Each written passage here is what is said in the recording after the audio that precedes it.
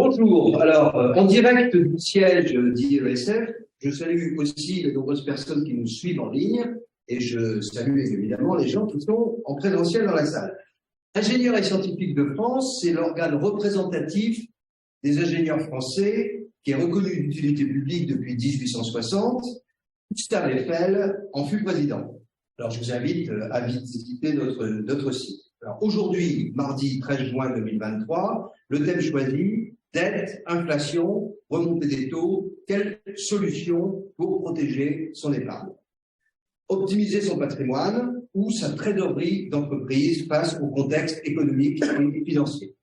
Je suis entouré de Mevlana Olivier Yildirim et de Vincent, je vous prie de m'excuser, je coupe mon truc, et de Vincent Guardiola. Alors, cette conférence, elle se place dans le cadre des entretiens économiques d'IESF que j'ai fondés et que j'anime. Alors, Olivier, il est diplômé du Master en politique publique de Sciences Po Paris, ainsi que du Master in Strategy and International Business de l'ESSEC. Il a fondé son cabinet de conseil patrimonial il y a 4 ans. Il est présent à Paris, à Toulouse et à Bordeaux, et il a récemment développé des partenariats avec des experts de renom au Luxembourg et en Suisse. Vincent Guardiola, il interviendra comme grand témoin. Alors, il est ingénieur de formation, ingénieur civil des ponts et chaussées, avec en plus une formation complémentaire de gestion à l'IAE Paris-Sorbonne Business School. Il a effectué l'essentiel de sa carrière dans la banque, 32 ans, avec un passage de 7 ans dans l'industrie. Alors, la banque, d'abord chez Indosuez, qui est devenu Crédit Agricole CIB, en France et en Asie, comme spécialiste de produits, financement de projets. Et puis, 7 ans, l'industrie chez Alcatel, qui est devenu Nokia, à la direction stratégie et finances, comme responsable du financement des projets de satellites et câbles sous-marins des clients. Puis, 17 ans comme cadre dirigeant de succursales françaises de grandes banques étrangères, RBS, BBVA, Unicredit, Liotz Bank. Et depuis 2020, Vincent s'est spécialisé dans le conseil en ESG, environnement, social, gouvernance, d'entreprises industrielles, stratégie de décarbonation, leadership, ESG, croissance et compétitivité. Alors, je signale que mercredi prochain, le 21 juin, Vincent sera le conférencier et il sera entouré d'un grand témoin qui est diplômé des ponts et chaussées comme lui pour faire une conférence autour de la décarbonation. Je signale également la présence d'une personne précieuse de UNIT que j'ai oublié de citer, UNIT qui nous assure toute la logistique et Mariana Gilsic, ici présente, s'occupe de toute la partie enregistrement et puis montage de la conférence après. Donc nous allons, si vous voulez m'envoyer le slide, le numéro 2, déjà on a ça, là je tourne là. Bon, donc le sujet, dette, inflation, remontée des taux, quelle solution pour protéger son épargne. Alors en fait, il s'agit d'optimiser son patrimoine, sa trésorerie d'entreprise, face au contexte économique et financier. En fait, il faut savoir passer d'une réflexion macroéconomique, qui est indispensable, à une approche pratique pour conseiller le particulier. Alors, c'est l'objectif de cette conférence d'aujourd'hui, donc je compte sur les idées d'Olivier et sur l'expérience professionnelle de Vincent. En fait, je m'efforce de favoriser dans les entretiens économiques d'IESF la transversalité, la pluridisciplinarité et les relations intergénérationnelles. Alors, est-ce que l'économie mondiale est au bord d'une crise systémique majeure qui serait provoquée par l'accumulation de déséquilibres financiers et monétaires? Bon. La dette publique, en France, 3 000 milliards d'euros, dans le monde, 100 000 milliards de dollars, soit 115% du produit intérieur brut mondial. Est-ce que c'est soutenable? On a assisté, d'autre part, à une chute de 3 000 milliards de dollars sur les valeurs de la technologie ces 12 derniers mois. Et puis, à la chute de banques iconiques ces dernières semaines, dans la Silicon Valley Bank, First Republic Bank, et puis, en Europe, le Crédit Suisse. Donc, parallèlement, la révolution numérique et l'intelligence artificielle bouleversent les fondements de l'économie financière avec la création de nouveaux outils. Alors, dans ce contexte, des innovations radicales me semblent nécessaires pour maîtriser la finance. N'oublions pas qu'il est le nerf de la guerre de l'économie mondiale. Donc, je le répète, le poids de l'endettement des États atteint des sommets, les dettes publiques cumulées à des niveaux déjà très élevés avant la crise du coronavirus, maintenant, elles représentent un montant, je l'ai dit tout à l'heure, de 100 000 milliards de dollars, soit 115% du PIB mondial. En fait, ce tsunami de liquidité est-il un remède pour tenter de sauver nos économies en danger ou est-ce un mal? Les recettes classiques pour faire face à l'emmêlement d'un endettement est désormais hors limite, risque de ne plus fonctionner. Et donc, pour sortir du piège de la dette, il faut trouver des innovations financières et mettre en place une réforme monétaire. Alors, le 19 avril 2023, j'ai organisé à Sciences Po une conférence autour du livre de Jean-François Serval et Jean-Pascal Tranier, dont le titre est « Innovation financière et réforme monétaire ou comment sortir du piège de la dette, en finir avec le règne de l'illusion financière ». Les conférenciers, c'était les auteurs. Alors Jean-François Serval, que je connais, il est fondateur du groupe Audit Serval. Bienvenue, monsieur. Un cabinet qui exerce la certification des états financiers en Europe, aux États-Unis et en Asie. Et puis, Jean-Pascal Tranier, qui est co-auteur de ce livre, il est ancien élève de l'École polytechnique et de l'ENA, et il est responsable d'un fonds d'investissement international. Alors, vous voyez sur les photos, à leur côté, j'étais également honoré de la présence de Jacques de la Rosière, ancien gouverneur de la Banque de France et ancien directeur général du FMI, qui est un homme d'un certain âge, mais toujours très vert d'esprit, et qui est rédacteur de l'avant-propos du livre dont je parle. Et puis, auteur d'un autre livre, plus petit, plus simple, En finir avec le règne de l'illusion financière pour une croissance réelle. Et puis, il y avait également Maximilien Nayamadou, qui est directeur général du pôle de compétitivité finance innovation. Je l'ai pris comme grand témoin. Maximilien a ses bureaux au Palais Bourbon. L'amphithéâtre de la rue Saint-Guillaume était plein. J'en étais heureux et en parallèle, on avait une cinquantaine de personnes qui nous ont suivis en ligne. Alors, l'ouvrage Innovation financière et réforme monétaire, ou comment sortir du piège de la dette, met en avant une démarche innovante dont on a besoin, il me semble. Alors, l'idée centrale, elle consiste à transformer en création de richesse des masses financières stériles qui n'ont plus de réalité économique. Et pour faciliter le retour à l'économie réelle, les auteurs y proposent qu'une part significative de l'endettement public soit convertie en capitaux propres dans le monde des entreprises et de la production de biens. Et ce, avec le souci de trouver de nouveaux projets d'investissement rentables. Alors l'idée est audacieuse et les auteurs s'attachent à démontrer sa faisabilité technique. Je vous invite à vous procurer ce livre. Alors, le défi est donc d'abord un enjeu de production qui est seul capable d'amener une réponse concrète à la question de la dette par la création de richesses nouvelles.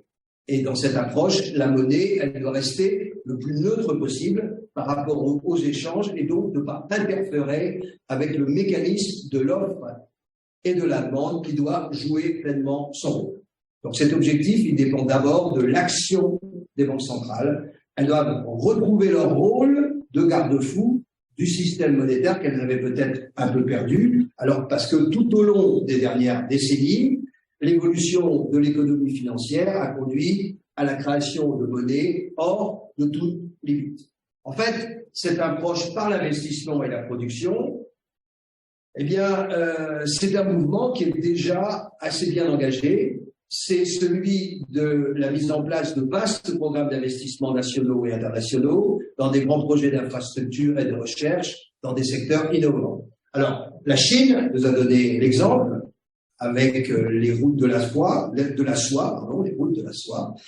Les États-Unis et l'Europe, eh bien, en fait, se lancent également dans de grands projets, peut-être moins visibles, qui mobilisent des milliers de milliards de dollars ou d'euros.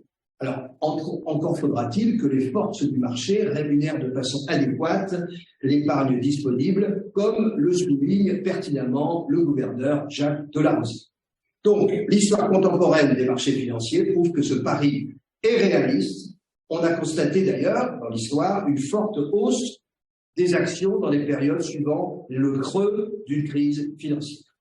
Alors, le monde développé, il doit prendre conscience que seule la création de richesses, donc l'accroissement de la production, pourra permettre de surmonter l'obstacle écrasant de la dette. Et cette ambition, elle doit s'imposer comme une priorité de la communauté internationale. Donc l'objectif commun, ça nécessite un engagement des nations pour une politique de réduction de leur déficit public. Ça va pas être très simple. Cela doit ouvrir la voie à un accord international qui pose les bases d'une discipline budgétaire des États. C'est un préalable indispensable à une réforme monétaire internationale dans un contexte où le monde devient de plus en plus multipolaire. Alors, après cette introduction spécifique à la conférence d'aujourd'hui, je voudrais présenter l'état d'esprit des entretiens économiques IESF que j'ai fondés et que j'ai le plaisir d'animer. Alors, l'objectif, c'est de comprendre et de transmettre les opportunités et les menaces du nouveau paradigme issu de la troisième révolution industrielle de 1980, dont l'intrant et la data, la donnée. Ceci me paraît absolument essentiel. Il faut apprendre à évoluer dans ce nouveau paradigme et toutes les activités sont concernées. Et en particulier celle dont on va parler aujourd'hui, qui est l'approche de la finance. Donc mon but, qui est peut-être très ambitieux, c'est de conduire et de transmettre une réflexion collective d'honnêtes hommes, et bien entendu j'ai mis un H majuscule, d'hommes ou de femmes, d'honnêtes hommes du XXIe siècle, sont des ingénieurs, des économistes, des financiers, et référence à l'honnête homme du XVIIe siècle. Alors, un discours stratégique qui ignore les composants de cette troisième révolution industrielle me paraît inévitablement non pertinent. Des objectifs comme lutter contre le chômage, améliorer l'éducation, réindustrialiser, qui est très nécessaire, restaurer la vision du progrès, appréhender les relations avec la finance, à mon avis, ne pourront pas être atteints, ni même visés, tant que les dirigeants de la politique, des institutions et des entreprises ignoreront les mécanismes nouveaux du monde contemporain. Et je crois que considérer le numérique comme un secteur parmi d'autres, eh bien, ça prive d'une approche beaucoup plus large qui est l'informatisation des institutions et des entreprises. Et au terme numérique, je préfère le terme informatique anthropologique. Alors, après 31 siècles de stagnation économique, du XIIIe siècle avant notre ère au XVIIIe siècle, 3 révolutions après cette période où il ne s'est rien passé. Donc, 3 révolutions industrielles ont eu lieu au XVIIIe, au XIXe et au XXe siècle. Donc, la révolution des années 1780, elle était fondée sur le système vapeur, celle des années 1880 sur le système électrique et celle des années 1980 sur le système informatique. Alors, les 2 premières révolutions, elles ont multiplié le niveau de vie par 20 et l'espérance de vie par 3. Donc, la notion de système, ça renvoie à l'ensemble des évolutions scientifiques, techniques, managériales et organisationnelles qui permettent de transformer l'innovation en une révolution des systèmes de production et de distribution des biens et services. Jamais l'information, qu'elle soit scientifique, économique, politique, n'a été aussi facile à se procurer aujourd'hui, à partager, à analyser. Et pourtant, tout compte fait, nous en tirons assez mal parti. En fait, c'est un secret pour personne. Nous subissons des crises économiques, financières, sanitaires, sociales, géopolitiques, militaires, et on constate en fait un vide stratégique. Même le temps stratégique s'est rétracté. Et pourtant, la troisième révolution industrielle de 1980 a eu lieu. Alors, ce modèle économique contemporain, il impose le passage de l'ère de la main-d'œuvre à l'ère du cerveau d'œuvre. Alors, qu'est-ce que c'est que le cerveau d'œuvre? Eh bien, le cerveau d'œuvre, c'est le couple que l'homme forme avec l'ordinateur. Donc, l'acteur le plus important, c'est pas l'être humain, c'est pas l'ordinateur, c'est le couple qu'il forme. Et ce couple, c'est le résultat d'une symbiose qui tire le meilleur parti des qualités de l'un et de l'autre. Donc, l'ordinateur, il apporte la puissance de calcul et la fidélité de la mémoire, et l'être humain, il apporte la capacité à comprendre et la créativité. Donc, les individus disposent d'une puissance de création, de communication, de coordination. Ils forment la multitude, une communauté créative, reliée, connectée et mobile. En fait, on assiste à une véritable évolution du capitalisme. Le modèle néoclassique, en fait, il est incapable d'expliquer l'économie contemporaine. Il faudrait rentrer dans le détail de savoir ce que c'est qu'une entreprise numérique. Nous n'en avons pas le temps, mais en fait, on est rentré dans une économie où les rendements d'échelle, c'est hyper important, où les rendements d'échelle sont croissants. Et on le verra à proportion de l'informatisation dans tous les secteurs. À terme, toute l'économie sera informatique. Et l'essentiel du coût d'un produit, il est dépensé lors de la phase initiale d'investissement, ingénierie, programmation, organisation.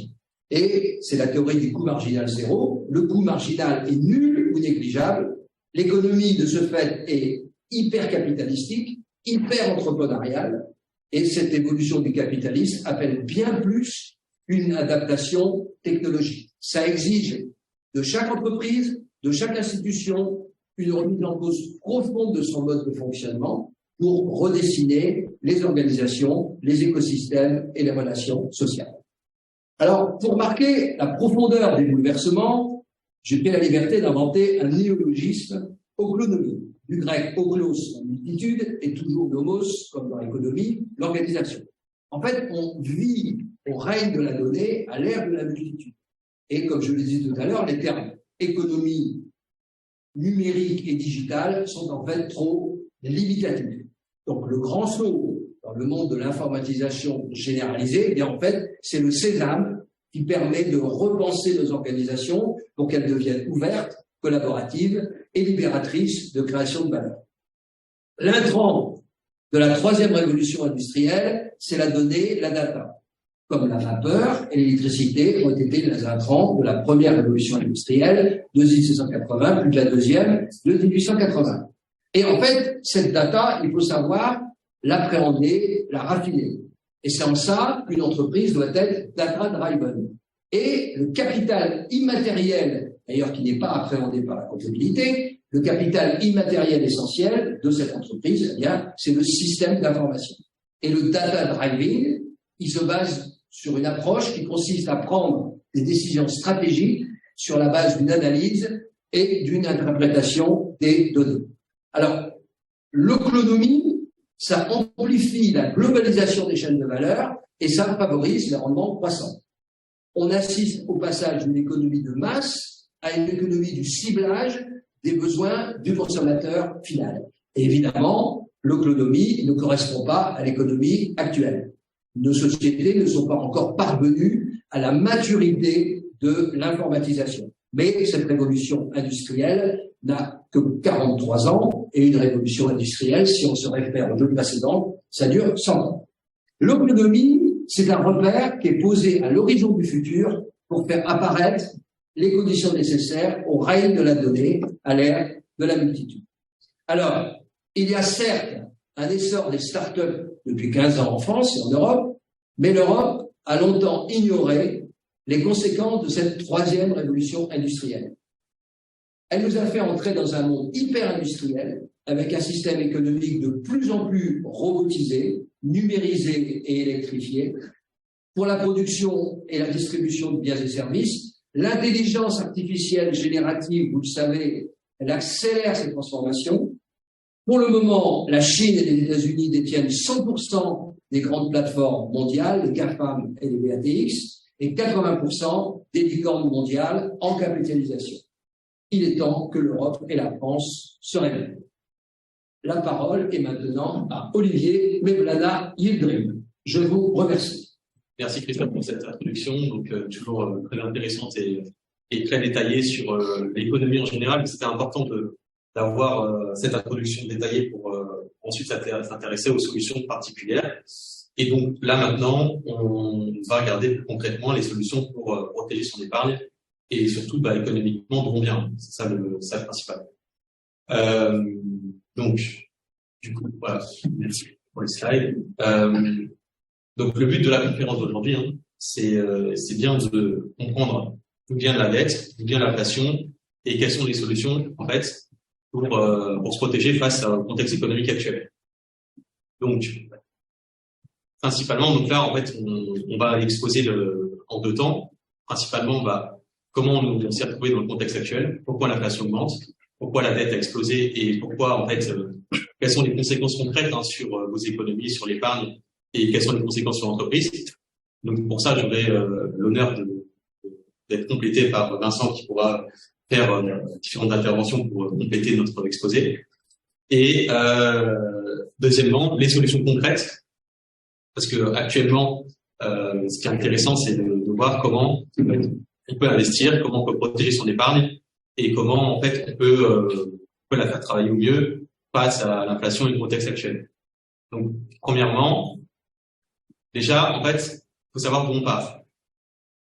On part en fait de la crise de 2008, si vous voulez, qui a eu des conséquences pérennes sur nos économies. Donc globalement, de manière très simple, je ne vais pas revenir sur les subprimes, d'où ça vient et comment ça s'est fait, mais face à la bulle immobilière qui a explosé en 2008, en fait, si vous voulez, on était sur un contexte économique qui faisait que globalement les banques étaient atones en fait et que le contexte mondial était très perturbé.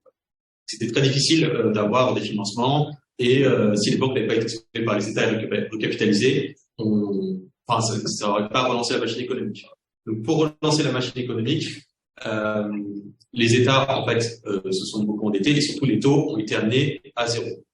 Et par exemple là-dessus, voilà, Vincent par exemple aurait des éléments à communiquer par exemple, sur les taux depuis 20 ou 30 ans. Oui, volontiers. Donc, en 2008, il se passe quelque chose d'extraordinaire.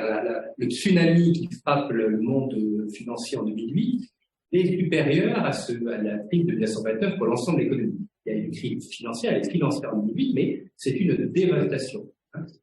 Toutes les banques auraient fait faillite. Toutes les banques auraient fait faillite. J'avais un déjeuner avec le directeur général, j'étais à l'époque chez BBVA, Banco Vizcaya, il m'a dit, il avait 45 ans, il m'a dit, un jour d'octobre 2008, c'est le pire jour de ma vie, pas de ma vie professionnelle, de ma vie. J'ai pensé que le monde sombrait, on retombait à l'état de pierre. Je ne sais pas si on serait retombé à l'état de pierre, mais on retombait en état de trompe. On exagère un tout petit peu, mais c'était une vraie catastrophe. Il s'est passé une vraie catastrophe.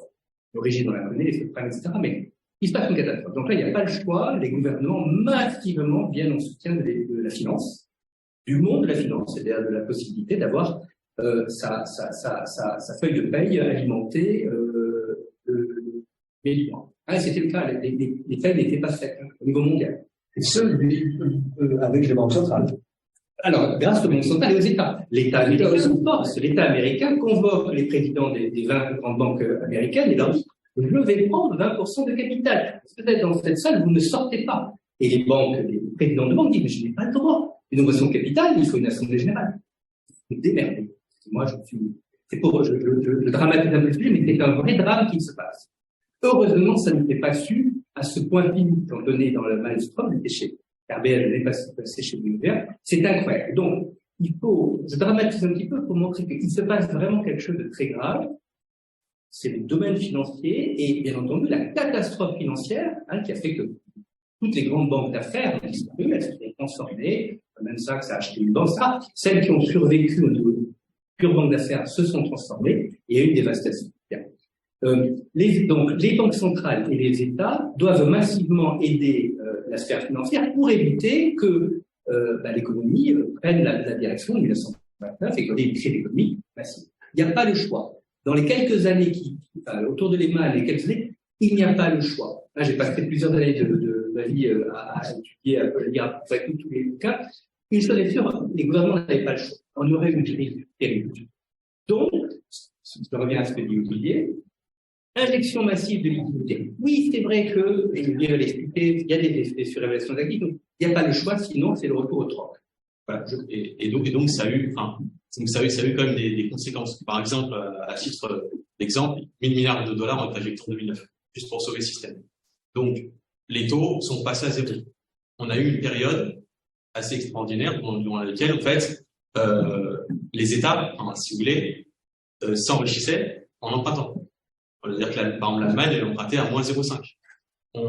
Pour les particuliers, c'est-à-dire qu'on avait une inflation qui était très basse, et donc on pouvait, par exemple, sur les taux immobiliers, emprunter, acheter un appartement. Ça, c'est tout le sujet justement de ce que mon cabinet au quotidien, c'est de faire investir dans les bons projets. Et donc à l'époque, on pouvait acheter un appartement à 250 000 euros et l'emprunter à 1% sur 25 ans. Vous imaginez bien à quel point du coup l'argent était gratuit, et donc que ça amenait en fait, si vous voulez, à une surévaluation.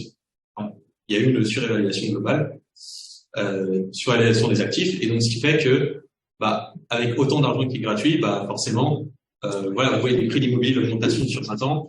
Voilà, on a eu dans des villes, par exemple, comme Paris, 61%, Bordeaux, 77%, et le cours, par exemple, du Nasdaq, qui est l'indice américain des valeurs technologiques, il a été multiplié par 20. Donc, en fait, on a eu de l'argent gratuit pendant 10 ans. Cet argent gratuit, il a été investi, il a été mis en partie dans l'immobilier, dans les actions, dans différents types de projets, et donc ça crée des bulles. Voilà. Ça crée des bulles économiques, et on l'a vu par exemple en 2021. Voilà, je prends l'exemple de l'action Tesla, voilà, elle a été multipliée par 10. Vous avez le Bitcoin qui était passé à 60 000 $ quand même, et donc tout ça, forcément, ça a des conséquences.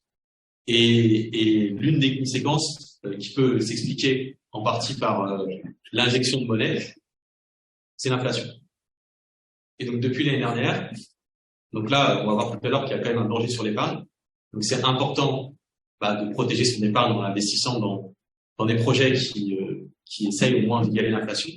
Parce que là, actuellement, l'inflation elle est repartie sur des niveaux historiques, voilà, 8% en 2022, et ça a vraiment une conséquence sur le pouvoir d'achat. Sur le pouvoir d'achat qui baisse forcément à cause de l'inflation, et sur l'épargne, ça va voir tout à l'heure que plus l'inflation augmente, plus la valeur de ce que vous avez de côté va baisser. Donc, et l'inflation, elle a été alimentée en partie par ce fait qu'on a injecté pendant 10 ans, les banques centrales ont injecté énormément d'argent. Elle a été aussi accentuée par d'autres sujets. Donc, énergétique, parce qu'en fait, l'augmentation des prix de l'énergie a renforcé l'inflation. Donc, avec la crise ukrainienne, ils ont été multipliés par 32. Importé du fait que la baisse de l'euro, par exemple, fait qu'on achète le pétrole plus cher, donc forcément l'inflation augmente. Et on a une augmentation aussi des matières premières, comme l'or, le cuivre et d'autres matières qui ont été beaucoup plus chères. Et donc monétaire, ça on l'a dit, le fait de l'injection de liquidité qui a augmenté forcément plus on imprime de monnaie, plus la valeur de la monnaie baisse. Donc forcément, cette baisse de la valeur de la monnaie a entraîné l'augmentation du prix des actifs immobiliers et financiers, et relocalisé. Donc là, j'ai tout laissé Vincent parler là-dessus. Le fait qu'on a délocalisé pendant 20 ans et 30 ans en Asie, et que ces délocalisations-là, elles ont eu des conséquences sur l'inflation. Voilà, j'ai Vincent complété sur les origines de l'inflation. Oui, je rappelle que justement, Vincent était en poste en Asie. Oui, voilà, j'ai vécu ça derrière un moment de... Oui, la première question qu'on peut se poser, c'est pourquoi, avec autant des injections massives de liquidités par la Federal Reserve et la BCE depuis 2008, pourquoi l'inflation n'apparaît qu'en 2022? C'est un mystère, en fait. C'est un mystère apparent. Alors, il y a plusieurs chocs. Il y a 2008, 2009, donc là on part en récession puisque les banques ne fonctionnent plus, les banques ne se prêtent plus, comme on l'a expliqué. Il y a quand même une situation où les banques ne se prêtent plus un sou. Citibank vient taper à la porte de BVA, la réponse c'est 0. C'est une grosse banque Citibank. Ils ne prêtent pas un euro, mais pas un euro. Donc il faut passer par la BCE. Dépose de la BCE prête à Citibank, mais BVA ne peut pas prêter à Citibank, juste après la crise de Lehman. Donc pour ça, injection massive. 2011-2012, la crise des sovereigns, c'est la crise de la Grèce. On s'inquiète de défaut de l'Italie, les taux montent, réinjection massive. Mario Draghi dit, quoi qu'il en coûte, je sauverai l'euro. 2020, le Covid, on réinjecte la liquidité. Pourquoi dans cette période-là, alors qu'il y a des élections massives, donc il y a création monétaire, pourquoi l'inflation générale, l'inflation du panier aménagère, alors, comme a dit Olivier, il y a des bulles, il y a des choses qui montent. Certaines actions, bulles d'actifs, l'action Tesla, c'est une blague. Hein, les gens sérieux qui regardaient l'action Tesla, ils sont tombés de leur chaise quand on regarde des fondamentaux. C'est incroyable. Donc, c'est une mode. Les gens ont de l'argent. Les Américains, par exemple, au moment du Covid, donnent un chèque sur $1 000.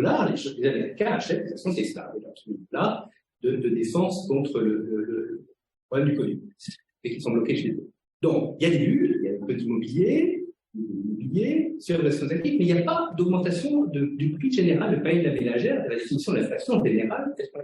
Alors, il y a 4 facteurs, et ce qui est important, c'est que on le comprend maintenant, mais les économistes des centrales se sont trompés, vraiment trompés. D'ailleurs, Christine Lagarde l'a reconnu, on s'est vraiment trompé. Ils ne pensaient pas que l'inflation allait redécoller, donc en 2020-2021.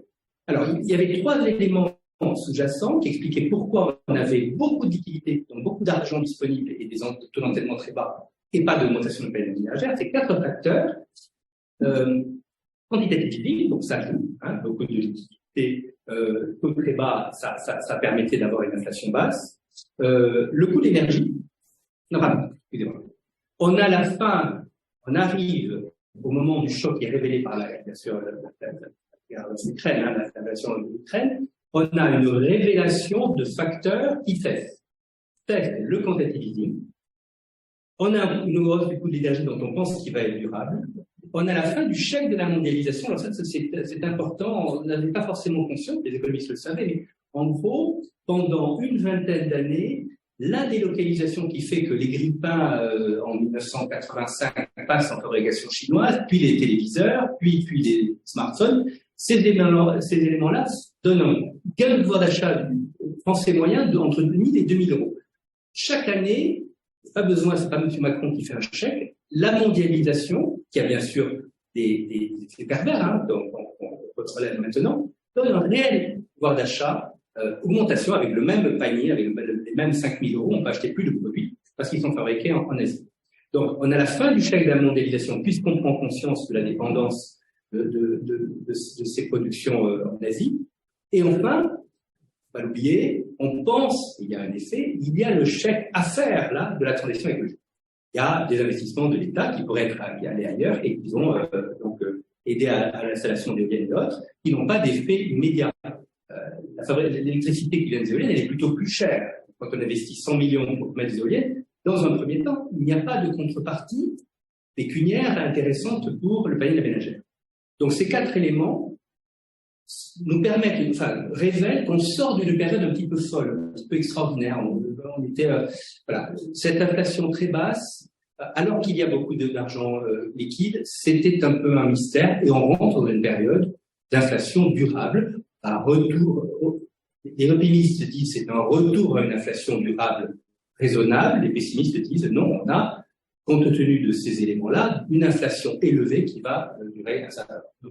Donc, non seulement l'inflation va durer, et donc, ces conséquences de l'inflation, c'est la remontée des taux. Donc, la remontée des taux, elle a été massive, hein. Depuis 2022, les taux sont passés en moyenne, les taux sur 10 ans de la France sont passés de 1% en moyenne à 3,3% actuellement sur 10 ans.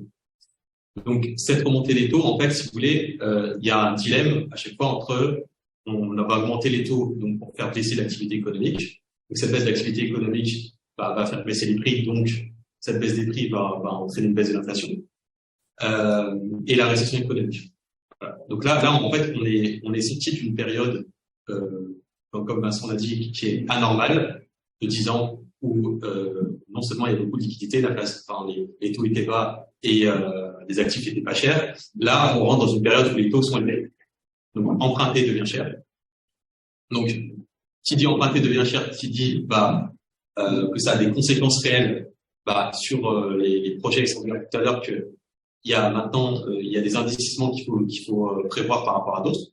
Par exemple, faire de l'immobilier actuellement, ça devient beaucoup plus cher qu'à l'époque. Mais en revanche, investir son épargne du fait de l'augmentation des taux, c'est peut-être plus intéressant. Donc, actuellement, on est entré officiellement en récession. Donc, depuis le mois de mai. Et donc, du fait d'entrer en récession et d'augmentation des taux, il y a des questions vraiment qui se posent sur comment on peut se protéger face à ce contexte économique. Et comment ne pas perdre en fait de l'argent et ne pas perdre son épargne du fait de changement de contexte qui est vraiment parti pour durer. Donc là, par exemple, je prends un exemple des taux immobiliers sur 25 ans, on est passé de 1% à 3,5%. Donc, pour acheter un appartement actuellement, on est passé d'une mensualité de 900 € par mois à environ 1200, 1300 € par mois. C'est massif, hein. Dans le sens où il y a 2 millions de personnes qui ont été exclues du marché immobilier du fait de l'augmentation des taux. Ce qui est important aussi, c'est de voir aussi que ça a une grosse conséquence sur les États. Donc, la charge de la dette, c'est que les États payent en intérêt chaque année. Elle augmente. Et là, en France, on rembourse 30 milliards d'euros par an juste pour rembourser sa dette. Et que si les taux passent à 5 ou 6%, la France devra rembourser plus de 50 milliards. 50 milliards, pour rappel, c'est au-delà du budget de l'éducation. C'est au-delà du budget des armées. Donc ça, voilà. Et donc ça, c'est un gros sujet. Et donc, ça, on verra tout à l'heure, ça aura peut-être des conséquences sur la fiscalité. On a une fiscalité en France qui est assez élevée. Et donc, l'objectif d'être accompagné, d'avoir du conseil patrimonial, c'est justement à la fois de protéger son épargne, de gérer sa fiscalité et aussi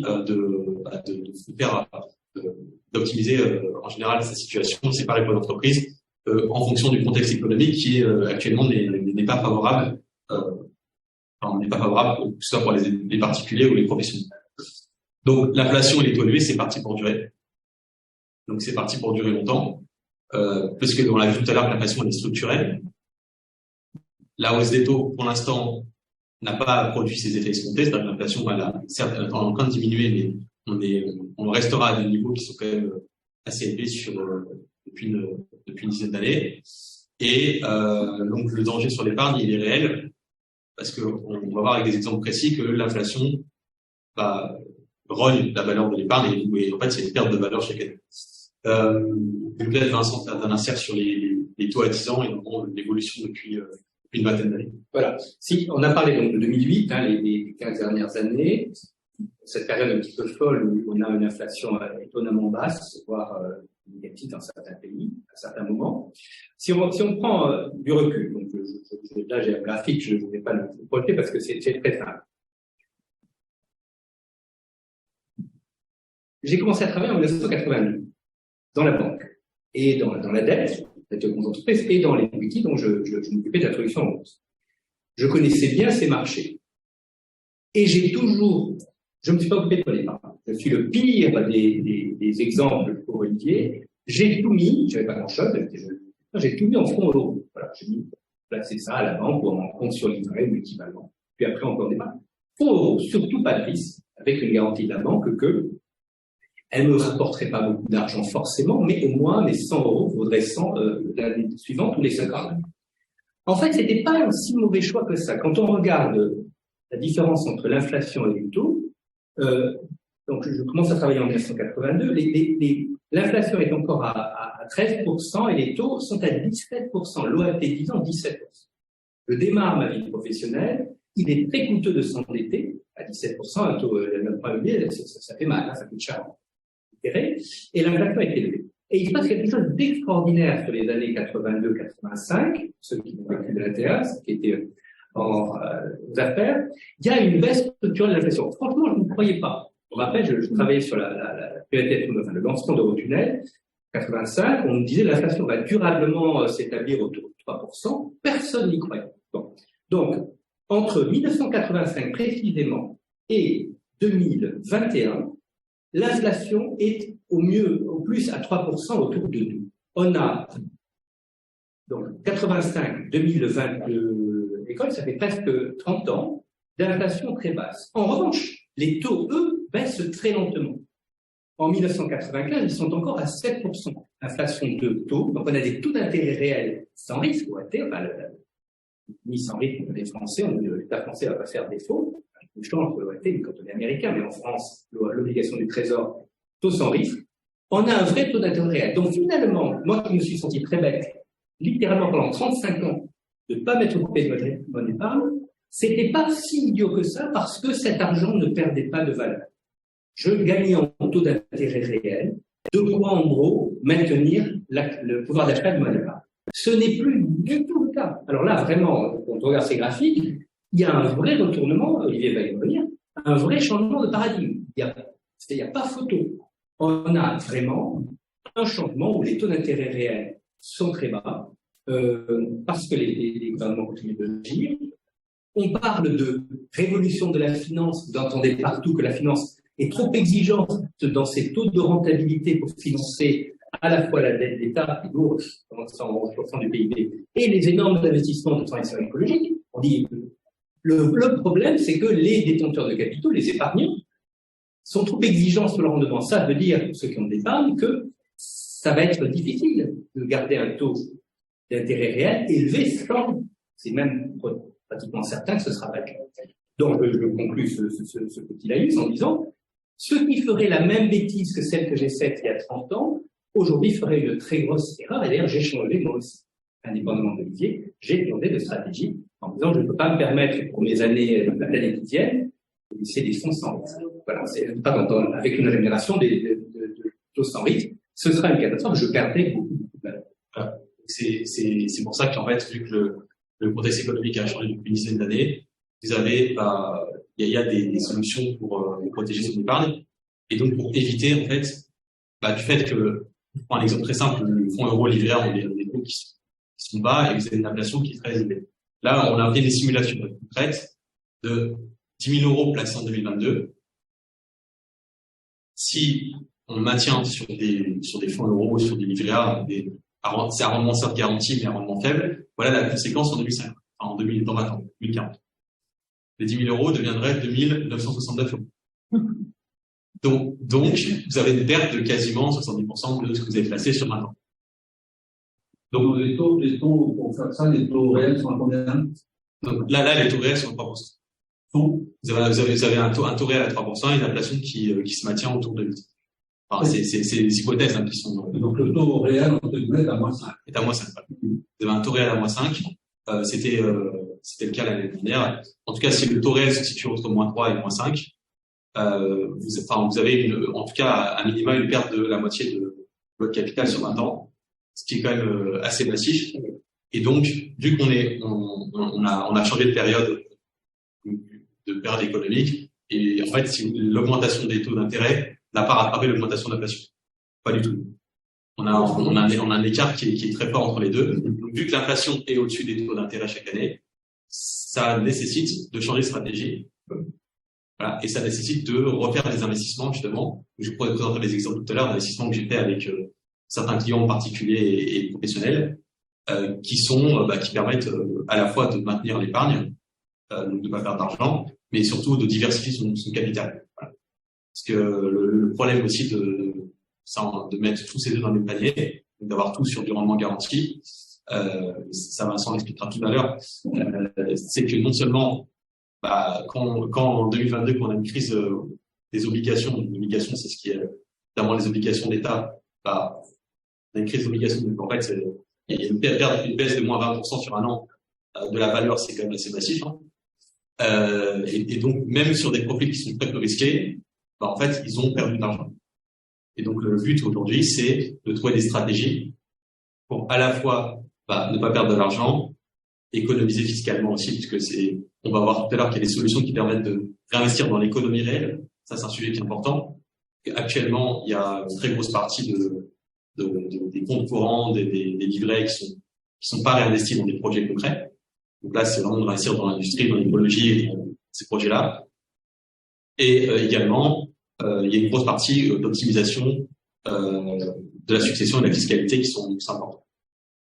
Alors, on a un risque fiscal qui est important. C'est qu'actuellement, l'épargne est taxée à 30%. Ça, c'est le taux maximal de taxation sur l'épargne. Et compte tenu, en fait, si vous voulez, de l'endettement de la France, il y a eu des propositions. Par exemple, Vincent, si je peux parler du rapport Pisani-Ferry. Vous avez entendu parler du rapport Pisani-Ferry qui vient de sortir, là, il y a une quinzaine de jours, qui est s'occupe d'abord de chiffrer les coûts de la transition écologique, donc c'est pas le sujet de la soirée, 66 milliards par an, etc., pour que l'État français tienne ses objectifs de baisse des émissions de CO2. Et donc la solution qu'il propose, c'est pas un penseur de gauche rouge, une série, c'est conseiller de Macron, quelqu'un de sérieux. Il ne trouve pas grand-chose d'autre à dire que il faudrait taxer l'épargne financière. Au-delà d'un certain seuil, ça, il propose 5% de taxation étalée et provisoire, mais sur 10 ans. Alors, quand on est épargnant, en France, provisoire sur 10 ans, le CSG, bon. Donc, il y a un risque fiscal, il y a même une certitude d'augmentation de la fiscalité. La fiscalité sur le travail est déjà très élevée, la fiscalité IRPP des classes moyennes, c'est pas du tout porteur. Ce sera très probablement un peu de fiscalité plus élevée des revenus, peut-être, on dit que non, mais certainement la fiscalité de l'épargne, parce que c'est facile, elle est là, il faut se baisser. Donc c'est une quasi-certitude que, avec 100% de dette et des investissements massifs à faire, les investissements de réindustrialisation, les investissements de la révolution numérique, on a fibré la semaine dernière, on branche ma fibre dans le petit patelin des Landes, 91% des gens sont fibrés, il a fallu investir, et la transition écologique, il y a des besoins importants, il va y avoir augmentation de la fiscalité de l'épargne, c'est sûr. Donc, en fait, il y a plusieurs, en fait, risques. Le rendement baisse, la fiscalité va augmenter, et l'État, en fait, ce qu'il faut voir aussi, c'est que, par exemple, vous prenez en compte, l'endettement global du pays, c'est qu'à un moment, en fait, en France, on est l'un des pays qui épargne le plus. On a une épargne qui est supérieure à 3 000 milliards d'euros. Donc, dans cette épargne, actuellement, il y a, là, c'est la composition d'épargne. Une très grosse partie qui est placée dans l'épargne sans risque. Cette épargne sans risque qui est les livrets, les fonds d'euros, les comptes courants, elle n'est pas investie ou en tout cas, elle est très très peu investie dans l'économie réelle.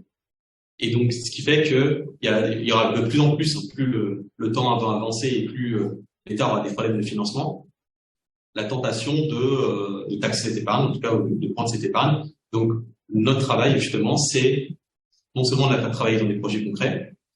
Donc là, ça peut être des solutions qui sont immobilières ou financières, et qu'en fait, l'État a mis en place des lois, donc des lois d'investissement, par exemple, dans les entreprises, c'est du private equity, d'investissement en outre-mer, d'investissement, par exemple, dans l'immobilier, qui permettent de réallouer l'épargne, s'il vous plaît, dans des projets concrets. Je prends un exemple très simple. Le Girardin, c'est un dispositif qui permet d'investir dans des sociétés en outre-mer. Le FCPI, ça permet d'investir dans des startups, tout en étant déduit fiscalement de 25% par an.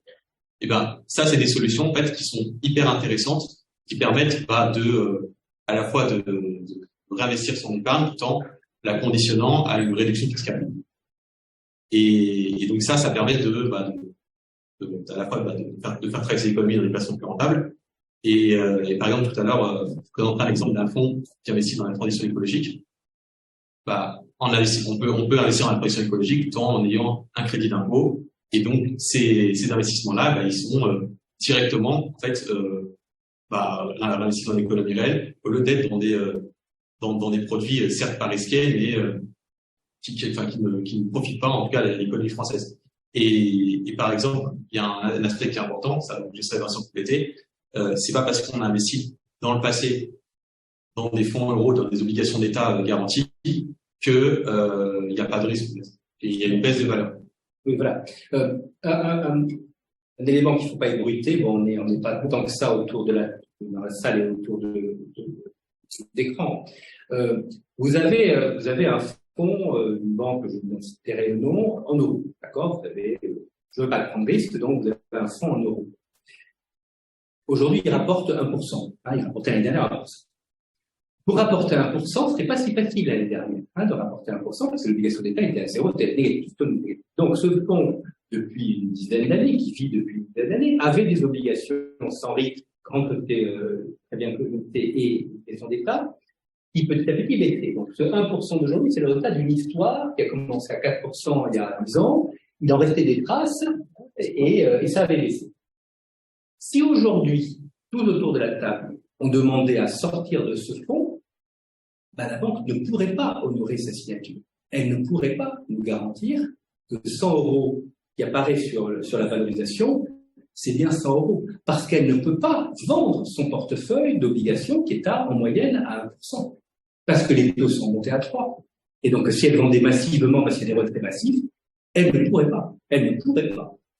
Personne ne va sortir massivement, vous voyez, les chiffres sont considérables, mais ça veut dire que même en fonds euros, quand vous êtes forcément sur un substrat obligataire, il n'y a pas d'autre pour garantir à la fois des taux et des signatures, vous êtes à risque de retrait massif, parce que l'obligation qui rapporte 2%, 1% quand le taux est passé à 3 à 10 ans, c'est moins 20%.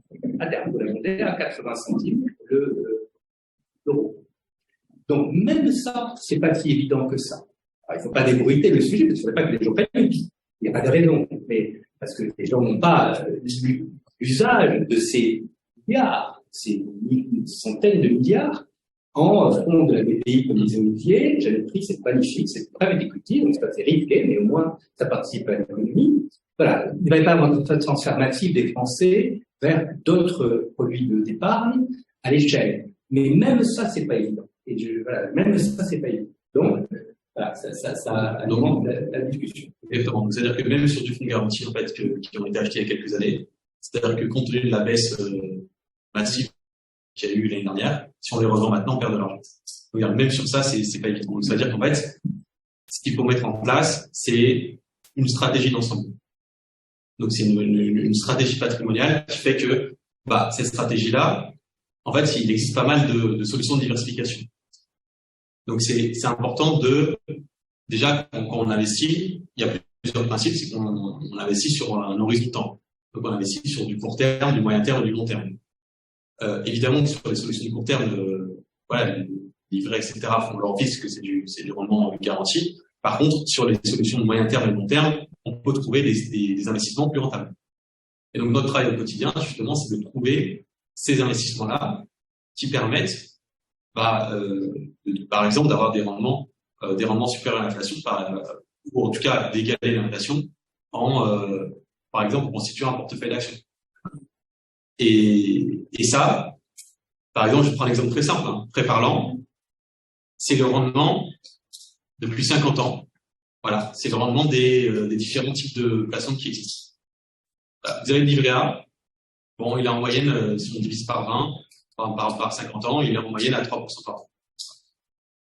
Vous avez les actions avec dividendes réinvestis. Voilà, on est sur des rendements qui sont beaucoup plus supérieurs. Mais la question, c'est comment s'y prendre. La question, c'est comment s'y prendre, par quoi on commence et quelle solution choisir. Et donc, notre travail, justement, c'est d'aiguiller. C'est d'aiguiller et déjà, de protéger son épargne, par exemple, en investissant dans des solutions, ça peut être des solutions d'assurance vie, ça peut être de l'immobilier, ça peut être des solutions de défiscalisation, justement, où on investit dans des sociétés et on a une réduction d'impôt en contrepartie. C'est de trouver toutes ces stratégies, en fait, patrimoniales pour permettre, non seulement de ne pas perdre de l'argent chaque année, de diversifier son patrimoine et de gagner en rendement et de gagner aussi sur d'autres sujets, par exemple. Il y a des sujets très importants en France qui sont très souvent oubliés, c'est la fiscalité sur la succession qui est très forte. Là, je vous montrerai un exemple tout à l'heure qui est entre 10 et 40% sur le dossier. La protection évidemment de la famille.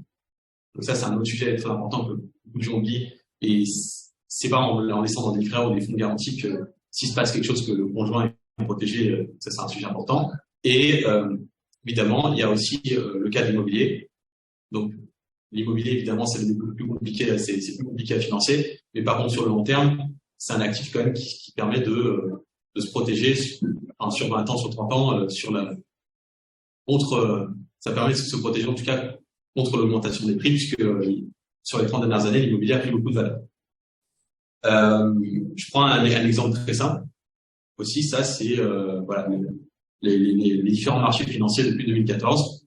Alors, globalement, il y a eu des phases de hausse et des phases de baisse, mais on reste quand même sur une augmentation générale Et donc, notre travail au quotidien, c'est de lisser la performance. Et donc, comment on peut lisser la performance? C'est en investissant progressivement sur les marchés les semaines et tous les mois, et en choisissant les bons produits financiers qui permettent d'avoir des rendements qui soient intéressants et qui permettent surtout d'optimiser la situation des personnes. Il y a un sujet aussi que je voudrais voir avec Vincent, c'est qu'actuellement, très peu de personnes sont accompagnées. Bien accompagnées. Très peu de personnes sont bien accompagnées. On estime que des conseillers patrimoniaux dédiés, comme c'est mon cas et comme c'est le cas de ma société, du coup, on en a un pour 20 000 habitants en moyenne, donc c'est très peu. Et par exemple, Vincent avec son expérience en banque pourra parler justement du fait qu'il y a eu une dégradation du conseil en banque, voilà. Et donc du fait que très peu de personnes ont accès à ces solutions-là, qui sont faites sur mesure en fonction des personnes. Voilà, alors je ne vais pas critiquer les banques. D'abord, moi, j'ai jamais travaillé dans la banque dite de détail, la banque plus près de Vincent Verdelin en tant que personne physique. Et ça nous parle, c'est concurrents et ses projets immobiliers. C'est pas du tout mon domaine professionnel. J'ai financé les entreprises et les projets. Mais mon expérience personnelle, combinée avec les questions que j'ai pu poser à mes collègues qui étaient responsables de banque commerciale quand j'étais en comité, la conclusion, ce que vous ressentez à titre personnel quand vous êtes déçu en allant à la banque dans une rue, en général, on est déçu. Moi, je peux vous raconter des anecdotes, mais incroyables, scandaleuses. Je ne vais pas le faire parce que je ne veux pas dire du mal de la confrérie qui m'a nourri il y a des années. C'est la réalité. Pourquoi? Il y a eu taylorisation du métier de banquier de terrain, de coin de rue. Un employé de banque, coin de rue, c'est un des pires jobs qui existent. Il n'y a pas pire. Vous êtes payé au lance-pierre, il y a panier au SMIC, vous risquez d'être braqué, il y a encore des braquages de banque. Vous risquez de la preuve de sécurité. Vous êtes mal considéré par vos clients à juste titre parce que vous tournez tous les 2 ans, tous les 3 ans et que les clients ne sont pas satisfaits. L'informatique de banque est une calamité. Pas faire un virement de 1000 € programmé, c'est invraisemblable par rapport à ce qu'on peut faire avec n'importe quelle application. Donc, pour toute cette raison, les gens sont mécontents. Et donc, j'ai beaucoup de sympathie pour les dizaines de milliers d'employés de banque, mais c'est un boulot terrible. Et donc, ils ne sont pas bien formés, et donc, ça n'attire pas de gens. On ne peut pas recruter de jeunes talents qui ont la fibre il y a 7-8 ans sur les banques. Jamais ils seraient allés dans un réseau pour démarrer comme conseiller patrimonial. Parce que c'est vraiment pas intéressant. Et franchement, je ne conseillerais pas aux filles d'un ami d'aller dans ce réseau. Pour faire des conseils en patrimoine, pour faire des transactions courantes, oui. Donc, non, n'attendez pas du tout d'être conseillé par les grands réseaux. C'est pas dire du mal. Ils font autre chose. Ils ne sont pas outillés pour faire. Le wealth management, quand vous avez 5 millions de patrimoine financier, c'est autre chose. Bon, les banques s'occupent bien de vous, mais entre 8 000 € et 5 millions d'euros, non, c'est pas les grandes banques de réseau qui vont vous offrir un service sur mesure. C'est sûr que non, parce que c'est structurel. Je ne peux pas parler, moi, en professionnel métier, mais je connais les raisons structurelles. Ça tourne, il y a trop d'agences, non, la solution, malheureusement, n'est pas là. Donc, la solution qui se développe de plus en plus, c'est ce qu'on propose, c'est d'avoir du conseil justement qui soit dédié. Et ce conseil dédié et personnalisé, il permet, en fonction des projets de chacun, de trouver les meilleures solutions. Et donc, moi j'ai pas mal de cas différents, de personnes qui, par exemple, voulaient se constituer un patrimoine sur long terme, et donc du coup d'avoir une bonne rentabilité pour trouver les solutions qu'il faut. D'autres personnes qui voulaient, par exemple, investir dans l'immobilier, trouver ce qu'il fallait. Et aussi, on peut mettre en place des stratégies plus ou moins complexes. Par exemple, pour tout ce qui est protection de la famille, succession, et en général, en tout cas, au-delà des solutions qui sont bien plus qualitatives que l'assurance vie lambda de la banque, par exemple, ou au livret A. En fait, on peut faire beaucoup mieux. Et donc l'intérêt aussi, c'est d'avoir, comme l'a dit bien Vincent, entre 10-20 000 € et plusieurs millions d'euros, des solutions qui sont faites, qui sont proposées sur mesure par l'équipe. Parce qu'en fait, notre avantage, c'est qu'on est totalement indépendant, qu'on travaille avec tous les fonds d'investissement du marché et qu'on propose aussi des solutions fiscales, par exemple, qui sont une grosse connaissance de la fiscalité, des solutions qui permettent aussi d'optimiser par exemple tout ce qui est l'aspect successoral et aussi de faire un état des lieux global.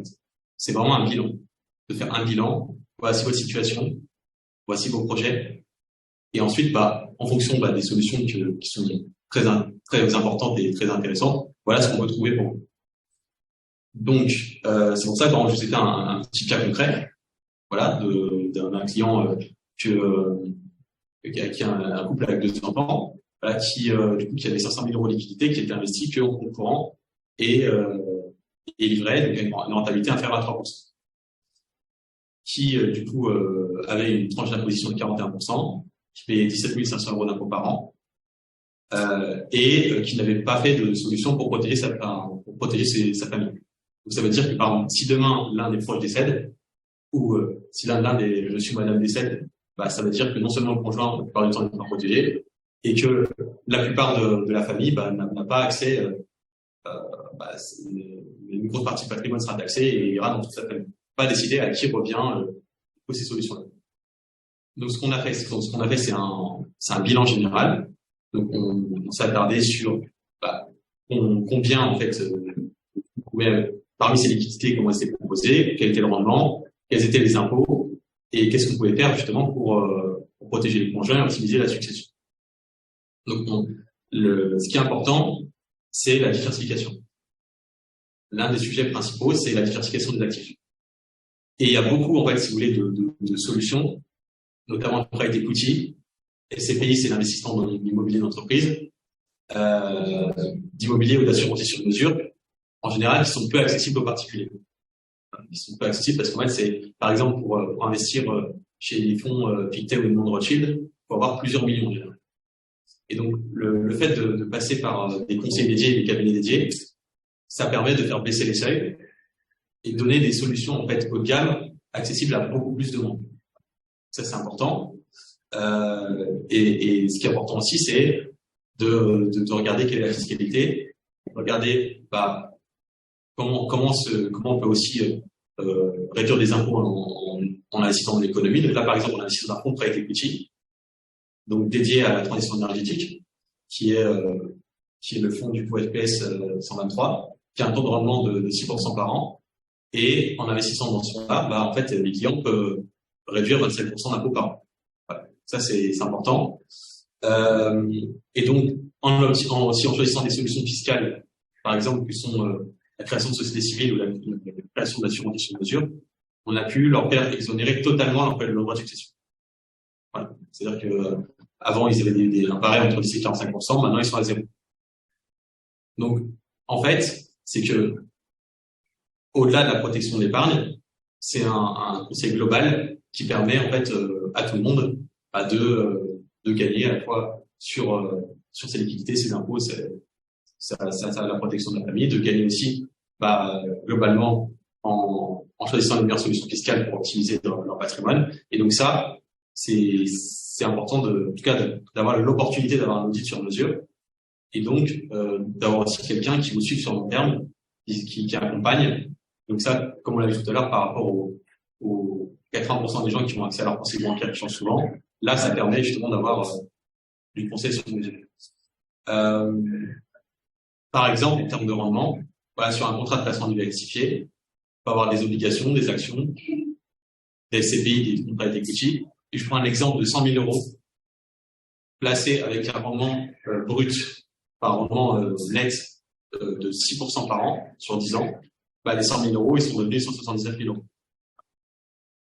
Et donc, avec les intérêts composés, donc les intérêts qui se rajoutent chaque année.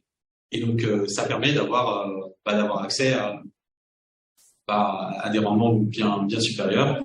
Et donc, à la fois, on a protégé son épargne, on s'est protégé de l'inflation, on s'est protégé des taxes. Et en plus, cet argent, vu qu'il est investi chaque année, ça permet de le faire travailler.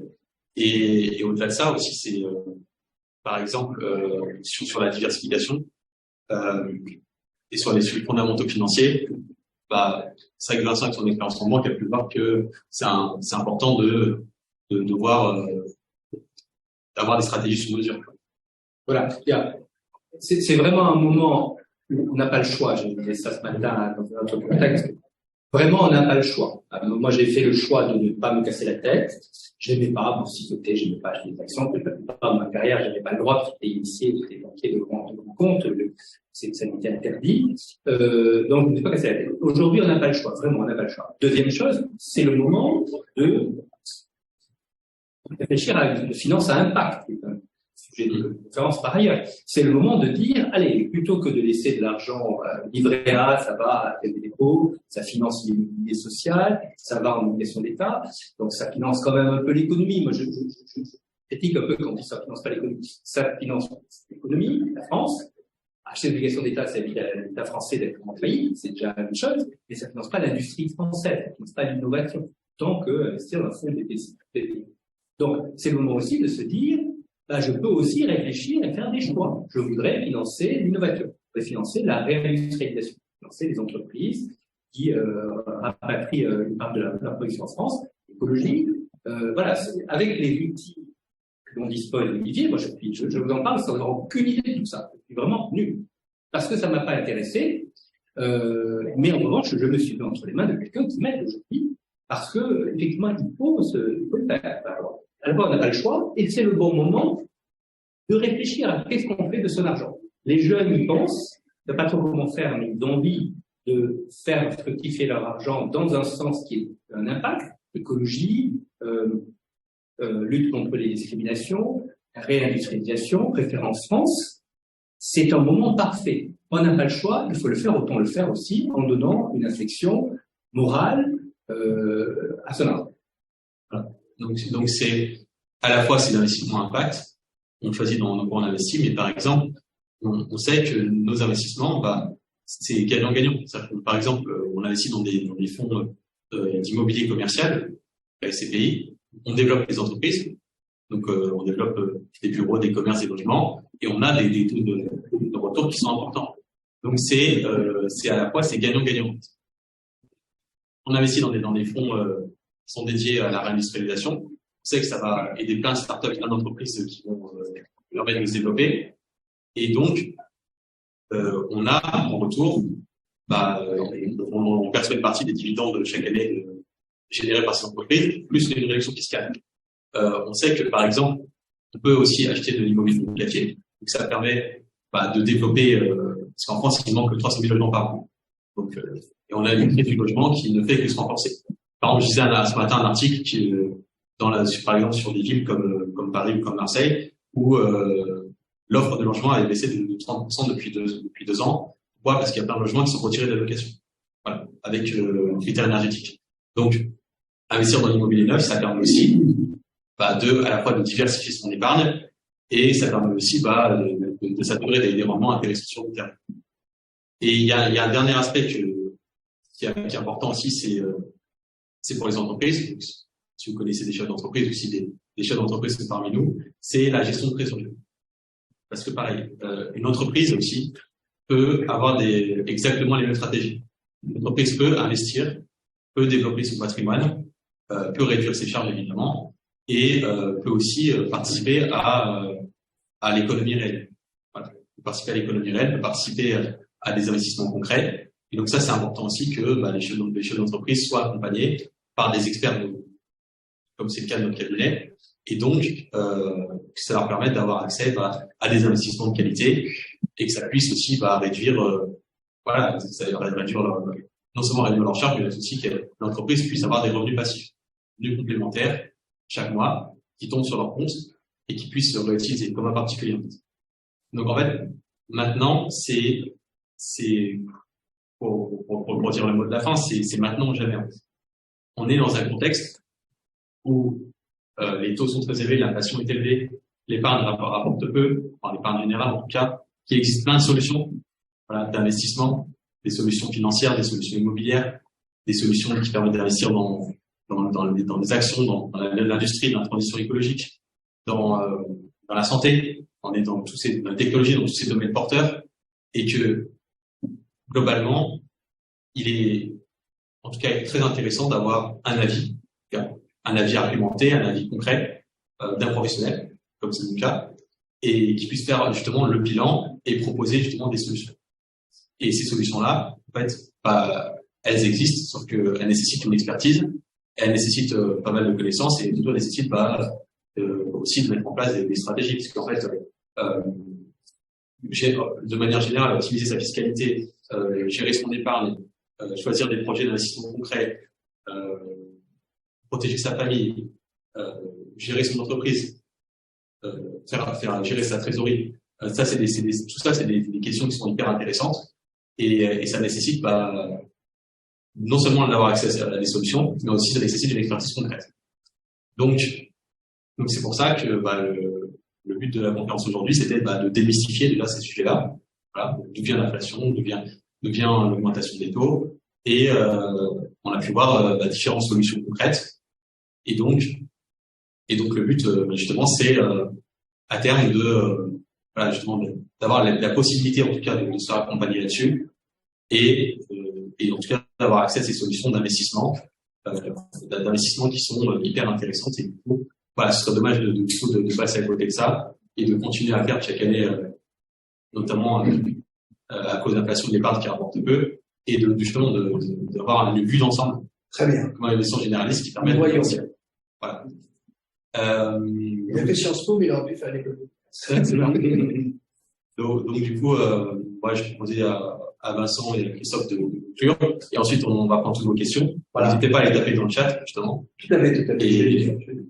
Bon, alors, merci à vous deux. Franchement, j'étais très heureux. Je rappelle que quand j'ai proposé ce sujet, je me suis dit, voilà, passer d'une réflexion macroéconomique, et Dieu sait que je crois l'avoir fait pendant l'introduction, à une capacité telle l'aigle à descendre dans le détail et sur la proie, étant entendu que nous ne cherchons pas des proies. Alors, je suis assez content parce que quand je suis ressorti tout à l'heure, j'ai rencontré une des responsables et qui font un travail remarquable à IESF, qui me disait déjà quand est-ce que ce sera en ligne, parce qu'on va pouvoir l'annoncer dans ce qu'on appelle le Flash Info, qui est une espèce de newsletter, et ce sera le 22 juin. Bon. Donc moi, mon objectif, ça a été dit et redit encore un instant par Olivier, bon, c'est de me dire, on a quand même une population, chez nous, à IESF, on a une population d'ingénieurs qui sont pas forcément complètement clairs dans ces objectifs. Et alors, on a un témoignage que j'ai trouvé formidable en la personne de Vincent, qui dit, je rappelle que lui, il a fait quand même 17 ans,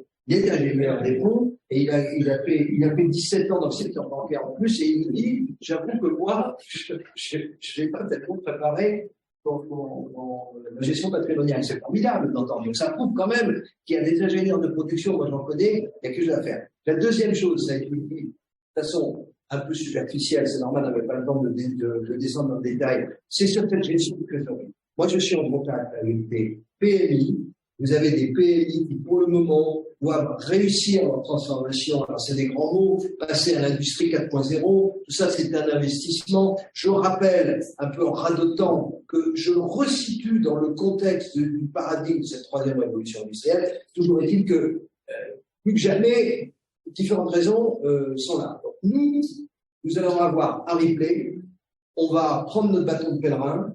La possibilité, c'est simple, c'est un audit qui est gratuit. Hein. Je veux dire, il paraît qu'il ne faut pas dire gratuit. J'ai un truc qui est un grand spécialiste de la com qui me dit le jour, non, il ne faut pas dire gratuit, il faut dire une valeur, je ne sais pas quoi, c'est à telle valeur, on ne vous fait pas un cadeau. C'est pas très gentil. Enfin, voilà. Mais c'est un audit. Donc déjà, c'est un premier temps. Alors, on va éventuellement, je ne suis pas naïf, se heurter à un problème d'habitude, de confiance, parce qu'il faut le dire, d'après mes connaissances qui sont assez superficielles du sujet, bien que moi j'ai un ami que j'ai connu à l'âge de 14 ans qui a très très bien réussi à créer une société de bourse, donc je le vois au jour le jour. Le contexte, il me le dit, il m'a dit quand j'ai démarré en sortant de chez Paribas il y a 20 ans, je faisais 80% de commercial, 20% d'administratif, maintenant c'est inversé. Parce que nous sommes un peu corsetés par une réglementation, notamment européenne. Ceci dit, c'est pas qu'une mauvaise chose. Donc, par rapport à tout ça, je suis pas naïf. Il y a également, dans le métier, faut bien le dire, je pense, on contrôle un certain nombre de margoulins, il faut être très prudent.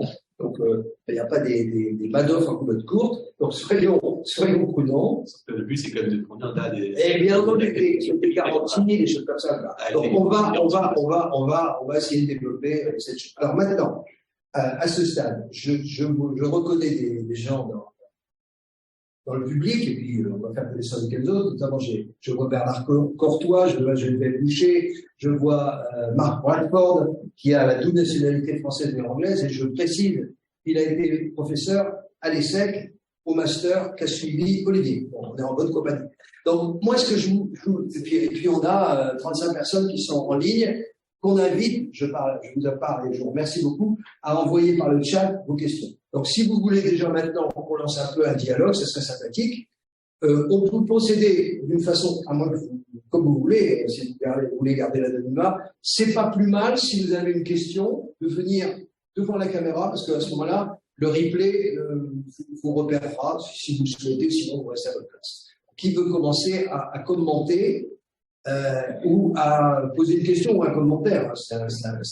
C'est donc plutôt un atelier, monsieur. Oui. Est-ce que vous voulez venir cette journée ou pas? Je ne sais pas un professionnel, mais c'est devant la caméra, ici, derrière nous plutôt, si vous voulez bien. Et puis, vous avez 2 mots, vous êtes gentil de vous présenter, si vous voulez bien. Vous êtes facilement comme ça, les gens vous verront, ça c'est la question. Je m'appelle Pascal Valaquet, je suis également ingénieur civil des ponts. Oui, Vincent. Oui, Pascal. Je me souviens, vous avez. Et voilà. Et donc, j'ai une question concernant la dette publique. C'est que si je me réfère au point de vue historique à la période 45-80, la Deuxième Guerre, en fait, en 45, on avait des dettes de guerre, et que les dettes de guerre ont été remboursées par l'inflation. Je m'explique. C'est que là, on dit, oh là là, c'est terrible, les taux montent, mais donc on va pas pouvoir payer la charge de la dette. Et en fait, avec le temps, on va pouvoir la payer, puisque ce qu'on doit payer, c'est la charge de la dette qui est en taux fixe, donc les échéances sont fixes, et par contre, les revenus de l'État sont indexés sur l'inflation, parce que sur l'économie. Et donc, si ça continue avec une inflation, surtout si l'inflation est supérieure au taux d'intérêt, à ce moment-là, il est clair que pas tout de suite, mais enfin, dans 15 ans, on ne parlera même plus de la dette. Voilà. Qu'est-ce que vous en pensez de ça? C'est peut-être optimiste, mais ça, c'est l'euthanasie du rentier. Alors, voilà, Pascal est un spécialiste de ces questions, donc je peux se méfier en répondant. Mais oui, bien sûr, l'inflation est. Alors, il y a eu 2 aubaines. Les taux zéro, merveilleux, les États sont dette à zéro. Et donc, les chèques de M. Macron et de Mme Merkel et de Mme Lagarde, enfin, avant qu'elle ait son job, c'est facile puisque ça coûte zéro. Ça ne pèse pas sur le budget courant de prendre 100 milliards de plus. Première aubaine. Là, maintenant, oui, on a 3 000 milliards de dettes. La remontée des taux va coûter à l'État, mais au fur et à mesure, le stock est très bas et l'inflation fait baisser. C'est ça qui a permis d'ailleurs d'avoir un maintien de la dette en poids de PIB autour de 111%, est plutôt une bonne nouvelle. En augmentation des recettes de l'État sur l'année 2022, le déficit est un peu inférieur parce que l'inflation et la reprise a permis de faire rentrer plus d'argent. Oui, mais la question c'est, on parle là de l'épargne. L'inflation, c'est aussi l'euthanasie des banques et des rentiers. C'est le risque d'euthanasie des banques. Ah oui. Est-ce que pour l'économie, pour la même économie, l'inflation est une bonne chose quand on parle d'un stock de dette élevé, comme l'État à tout bas aujourd'hui. Il faudra le renouveler, mais ça prendra du temps.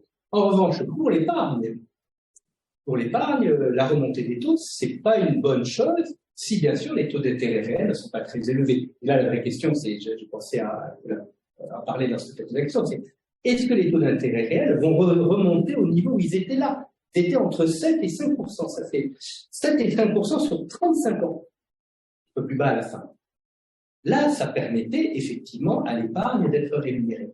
Moi, je crois, mais c'est pas du tout mon domaine, c'est le tien, je crois que les États qui ont beaucoup de dettes et les banques centrales vont peser pour que les taux élevés restent élevés, mais avec des taux d'intérêt réels pas très élevés, plutôt bas, de façon à donner un peu de respect, pas pour ça, pour les États. Et donc, l'épargne ne va pas être bien rémunérée. En revanche, effectivement, le poids de la dette va baisser mécaniquement avec la des pays. Et, allez-y, je reviens juste parce qu'après je m'en.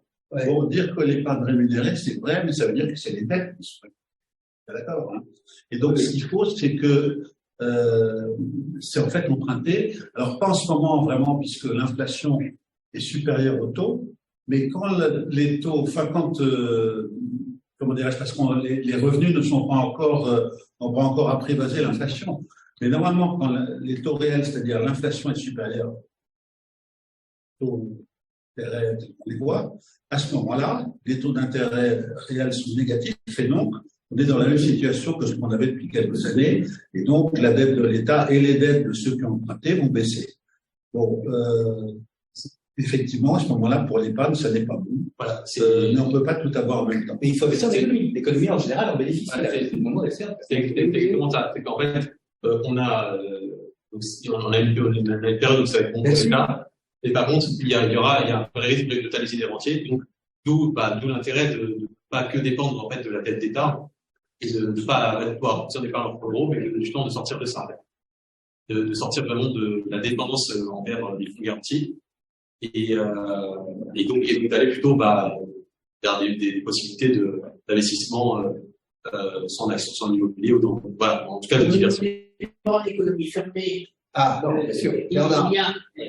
c'est le pouvoir d'achat. En réalité, derrière tous les discours, c'est la qualité du pouvoir d'achat. Sera-t-il maintenu? Baissera-t-il? Et lorsque nous sommes dans une économie mondialisée, il faut aussi tenir compte de la parité de la valeur de l'euro par rapport au dollar, qui prend, je dirais, une importance considérable. Autrement dit, c'est beaucoup plus subtil que cela. Oui, je donne un exemple. Lorsque je suis passé dans mon fonds euro depuis littéralement 40 ans, enfin un peu moins, 39 ans, j'ai enfin décidé, il y a exactement 2 ans, de passer, de diversifier. Mon conseiller m'a acheté des titres américains, surtout dans le domaine financier. Je me suis dit, est-ce que je lui dis surtout pas, puisque vous voyez la bulle du tech, c'est facile, tout ça. La remontée du dollar du fait de la crise a compensé complètement. Et donc, en fait, ça a été un bon investissement parce que la remontée du dollar a fait que ces investissements qui, en dollars, ont dû baisser, il y a eu quand même dégonflement de la bulle d'actifs là, sur 2 ans, en particulier tech et tech, a été compensé par la hausse du dollar formidable du fait de fear factor, la peur qui fait que le dollar monte toujours quand il y a des guerres. Voilà. Donc, effectivement, mais un professionnel il réfléchit sur mesure, il doit prendre tout ça en compte. Voilà un bon exemple où je me serais planté. Si j'avais décroché mon téléphone en disant non, restez à l'écart des valeurs américaines, ça va dégonfler, j'aurais fait l'erreur parce que je ne suis pas trop. Et que vraiment, c'est un travail de tous les instants. Ça travaille tous les jours, et c'est pour ça qu'aussi on va sur des valeurs qui sont différentes. Voilà, l'année dernière, pour se protéger justement de la remontée des taux et de la baisse des marchés, on est allé plutôt sur des valeurs défensives, par exemple des matières premières, où on allait sur des valeurs pétrolières qui étaient des investissements, par exemple, qui étaient en Asie, aux États-Unis. Ça permet justement de se protéger en période de baisse, en période de hausse, on rediversifie. Alors, ce que je propose, c'est que je vais prendre une question. Oui, des gens en ligne. Ouais. C'est une question de Roger Tardy. Ouais. Alors, bonjour, une croissance infinie est-elle possible dans un monde fini? Si on parle d'une croissance de 3% par an dans 1000 ans, on produirait 6 784 milliards de fois ce qu'on produit aujourd'hui. Pas mal. Et on voit bien que ce n'est pas possible. Donc, hors sans croissance, le système économique ne fonctionne plus et les rendements, c'est tout. Je voudrais répondre. Oui. Je cite Paul Krugman, le phénomène économique, qui disait dans les Échos, ceux qui disent qu'une croissance infinie dans un monde fini est impossible ne savent pas ce qu'est la croissance. Ne comprennent pas ce qu'est la croissance. Ou sont de mauvaises foi, il a rajouté les deux. Non, on parle de croissance financière. On est des scientifiques ou intéressés par les sciences. Les maths ne limitent pas. On ne dit pas au-delà de 10 puissance 100, qui est le nombre 1080 centres d'atomes dans l'univers, on n'a plus le droit de parler. La finance, c'est que des concepts. Un appartement parisien qui vaut 1,5 million d'euros, on aurait dit ça à mon grand-père, il aurait dit en francs de l'époque, en ancien franc, il aurait dit ça ne peut pas être. Aucun appartement à Paris de 100 mètres carrés ne peut atteindre ce chiffre qui en ancien franc était en dizaines de milliards. C'est pas grave. La croissance des chiffres, la croissance en euros, elle peut être infinie. En revanche, il n'y a pas de croissance des biens physiques. Oui, et la contrainte, on l'a sur les biens physiques. Le nombre de voitures, le nombre de mobilier. Donc, non, pardon, je suis un peu catégorique, mais une croissance finie, on est en train de parler d'épargne, de chiffres, de pouvoir d'achat, oui. En revanche, il pourrait pas y avoir de croissance finie du nombre de motos, de mobilettes, et le logement est un problème aussi, bien sûr. Il y a un type d'accès au logement. Mais la croissance infinie en valeur, en euros, oui, elle est possible. C'est juste des chiffres. D'accord, très bien. Est-ce que dans le public, est-ce que tu veux dire quelque chose, mon cher Marc? Allez, viens, s'il te plaît. Ouais, et après, on prendra les questions en ligne. On prendra les questions en ligne. N'hésitez pas si vous avez des différentes questions. Tiens, tu veux passer derrière l'écran, enfin, pas derrière l'écran, devant l'écran. Et face à la caméra qui est là.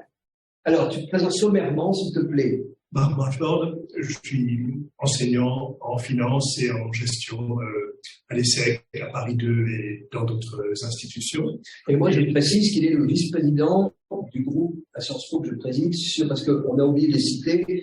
On est en partenariat avec Sciences Po Alumni. Voilà. Et notamment pour la promotion 1980, ce qui, en un sens, ne nous rajeunit pas, mais nous incite à être toujours dans l'activité. Mais qui ne doit pas limiter notamment de sujets. Surtout en étant dans la transversalité. Donc, merci beaucoup à tous deux et aussi à toi, Christophe, de vos interventions. Ce sujet, évidemment, de la protection de l'épargne face à la retour de l'inflation qu'on n'a pas connu. Je le dis souvent à mes étudiants, ils ne l'ont jamais connu. Et moi, il faut que je remonte aux années où j'étais étudiant moi-même pour me rappeler que l'inflation était de 1% par mois et pas seulement de 6 ou 7% par an. Donc, 14% Raymond Barre. Oui, exactement, Raymond Barre, le contrôle des prix, le blocage des prix. Ouais, les empruntés à des variables. Ouais. Et le taux d'exploité, en effet, était de 17% sans la République. 1980. Le début des années Mitterrand, c'est tout à fait incroyable. Il y avait d'ailleurs des peines plus-values à se faire si on avait souscrit massivement à des obligations dans un contexte qui allait devenir de désinflation progressive au nom de la construction de la zone euro culture et ainsi de suite. Une remarque et une question. Une remarque, et là je rejoins Vincent, j'ai sur la question de les grands argentiers disent on s'est trompé. J'ai un peu de mal à le croire quand même.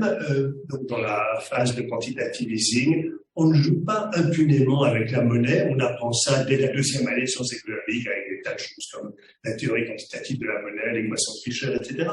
On se rappelle le grand Milton Friedman, il a été cité quelque part, toute inflation est monétaire.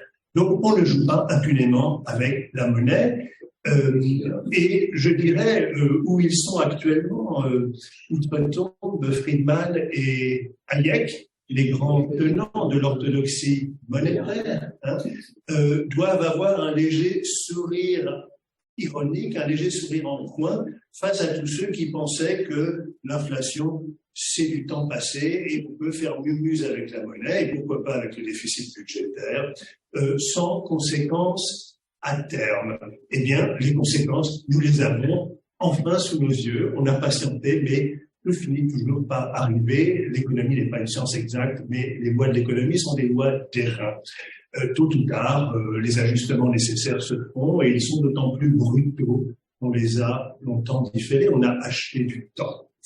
Pas par le quantitative easing, mais peut-être pas plus que ça. On a acheté du temps. Retour au réel. Une question maintenant. Si on nuance un petit peu le propos sur où mettre notre argent, secteur comme en support financier, moi j'ai une crainte et ma question c'est, la partagez-vous, pourquoi, comment? J'ai une crainte sur l'évolution européenne dans le contexte actuel. La Chine est sur sa lancée pour devenir la première économie mondiale, elle l'affiche en 2049. Les États-Unis se battront bec et ongle et avec, pour l'instant, encore le privilège de l'art pour garder leur leadership mondial.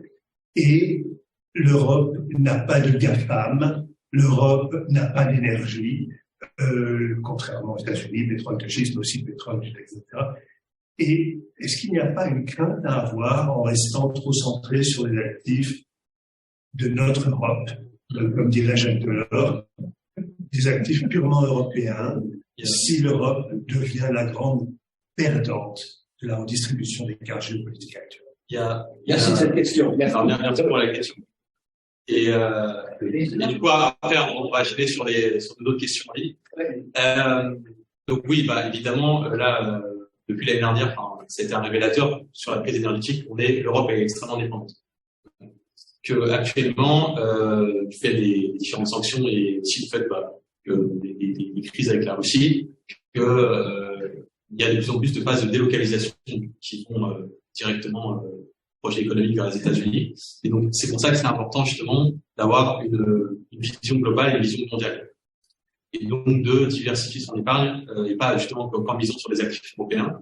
Parce que, comme vous l'avez bien dit, voilà, il y a un problème de croissance future, clairement. Problème de diversification économique aussi. Le fait de dépendre tout le temps des mêmes industries, et savoir, par exemple, l'automobile, la pharma, par exemple. C'est un vrai problème. Et donc, c'est pour ça que Oui. Si vous pouvez répondre. Tu viens après, je le dirai. Pour pas perdre, on prendra les mêmes sur ligne. Oui, alors vas-y, on va Philippe ton raisonnement. Et globalement, en fait, c'est pour ça que le but, c'est de miser sur les prochaines économies montantes. Et ça, on l'a vu, par exemple, que actuellement, par exemple, les obligations chinoises sont pas chères du tout. Et qu'on va avoir des véritables rendements très importants là-dessus. L'Inde aussi, c'est un secteur qui est en pleine croissance et en pleine montée. Alors là, on pose l'avantage justement d'une épargne internationale, et notamment Carmignac. Carmignac qui a... Donc le but, évidemment, le but premier d'intervention, c'était, face au contexte actuel, déjà on protège son épargne et ensuite on la diversifie. Et le but de la diversifier, c'est d'avoir un portefeuille mondial qui soit bien suivi et qui aille sur les secteurs d'avenir. Donc ça, oui, face à justement ce qui se passe en Europe actuellement, c'est important moi j'ai une stratégie claire de maintenir moins d'un tiers d'actifs européens dans le portefeuille et d'avoir 2 tiers justement à la fois sur des secteurs défensifs, par exemple comme l'or, le pétrole, etc. aux États-Unis, et les secteurs offensifs où on va aller sur des nouvelles industries en Inde et en Chine, on va chercher de la croissance. Très bien. On intercale. Pardon, tu voulais dire quelque chose? Non, mais après. On prend les questions en ligne. On prend les questions en ligne, vas-y. Alors, donc du coup, il y a une question de Jean-Jacques. Jean-Jacques Urban Galindo. Déplacement long terme ne devrait-il pas simplement être consacré à des assistants de long terme, par exemple, financement de nos futurs acteurs nucléaires? Donc, ça va être trop rapide. Alors là, c'est l'ingénieur qui veut. Les placements de long terme de notre épargne. À titre épargnant, on n'a pas de placement à long terme. On a des placements court, moyen, long. On a une part dont on peut avoir besoin dans 2 ans si un se marie. Donc, pour la part de très longue, c'est-à-dire pour répondre à cette question, quelqu'un qui dirait cet argent, 10 000 euros, n'importe quoi, je suis sûr de ne pas avoir besoin avant 20 ans. Oui, très bonne idée de jouer le long. Mais jouer le long, comme disait ah oui. À long terme, on est tous morts. À long terme, Keynes. Et tout pire, à long terme, on comprend vraiment rien. C'est-à-dire qu'à 3 ans, c'est dur. Moi, j'ai été dans la tech, stratégie chez Alcatel dans les télécoms, Internet et téléphonie mobile. Je peux vous dire qu'à 5 ans, on avait tout faux. À 20 ans, n'en parlons même pas. Donc, la difficulté, c'est de prévoir. Moi, je suis un ardent partisan du nucléaire, formation ingénieur des ponts, on travaille ça sérieusement à l'école, donc je crois au nucléaire en tant que technologie prouvée et source d'énergie pilotable et de qualité et pas risquée, c'est ma conviction. Est-ce que le renouveau nucléaire, est-ce que les petits générateurs nucléaires seront rentables dans 20 ans? Il pourrait le dire. Bill Gates investit, c'est très bien, il a de l'argent, il y croit, il fait un investissement qui est un investissement visionnaire. Est-ce que pour un épargnant, aujourd'hui, je voudrais l'enlever. Là, vraiment, c'est ça. Et cette conviction-là qu'on peut partager, que je serais moins enclin à partager de ce que je viens de dire, je me tournerai vers Olivier en disant, qu'est-ce qu'il y a comme produit? S'il n'y a pas de produit, stay away. Si aujourd'hui, il n'y a pas de produit qui fasse ce pari, puisque cette technologie est encore en prototype, même pas à peine, si elle est en prototype, voilà, il faut être prudent aussi avec son argent, il faut être prudent. Il faut être prudent, il y a le cœur et puis il y a ce qui marche. Et donc, c'est pour ça qu'on sélectionne justement différents types de profils justement en fonction de l'appétence risque aussi.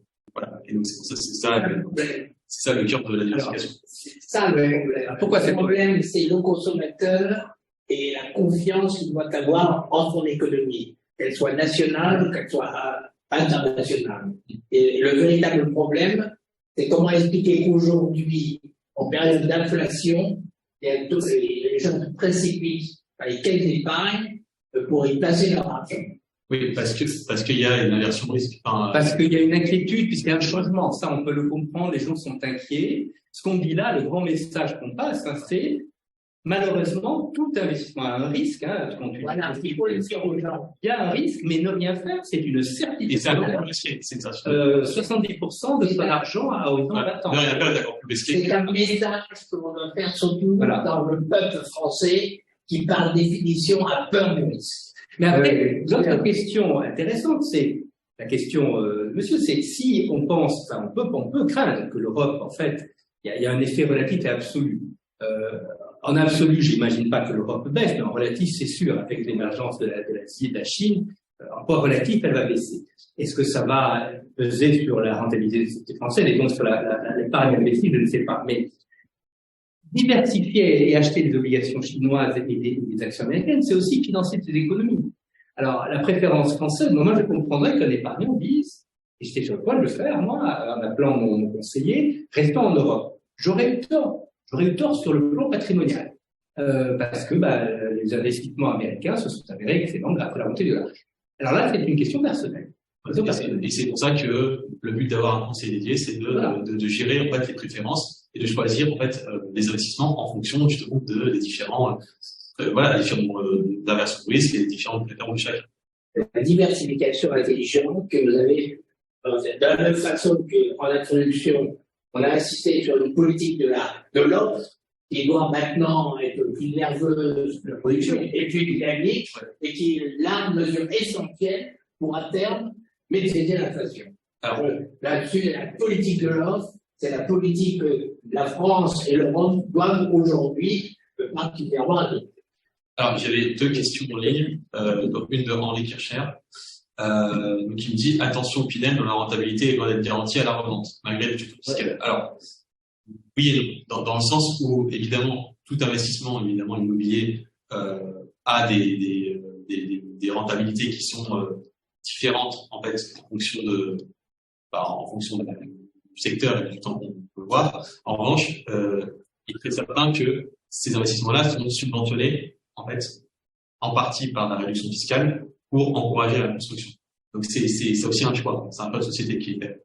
C'est que la rentabilité elle est là, mais par contre ces investissements-là, pour exister, ils ont besoin de capitaux, notamment des particuliers, et donc ces capitaux-là sont subventionnés en partie par la réduction fiscale, ce qui fait que en moyenne sur 20 ans, c'est quand même un bon investissement, dans le sens où c'est une valeur qui reste assez sûre, et un appartement neuf se rendra toujours plus cher qu'un appartement ancien.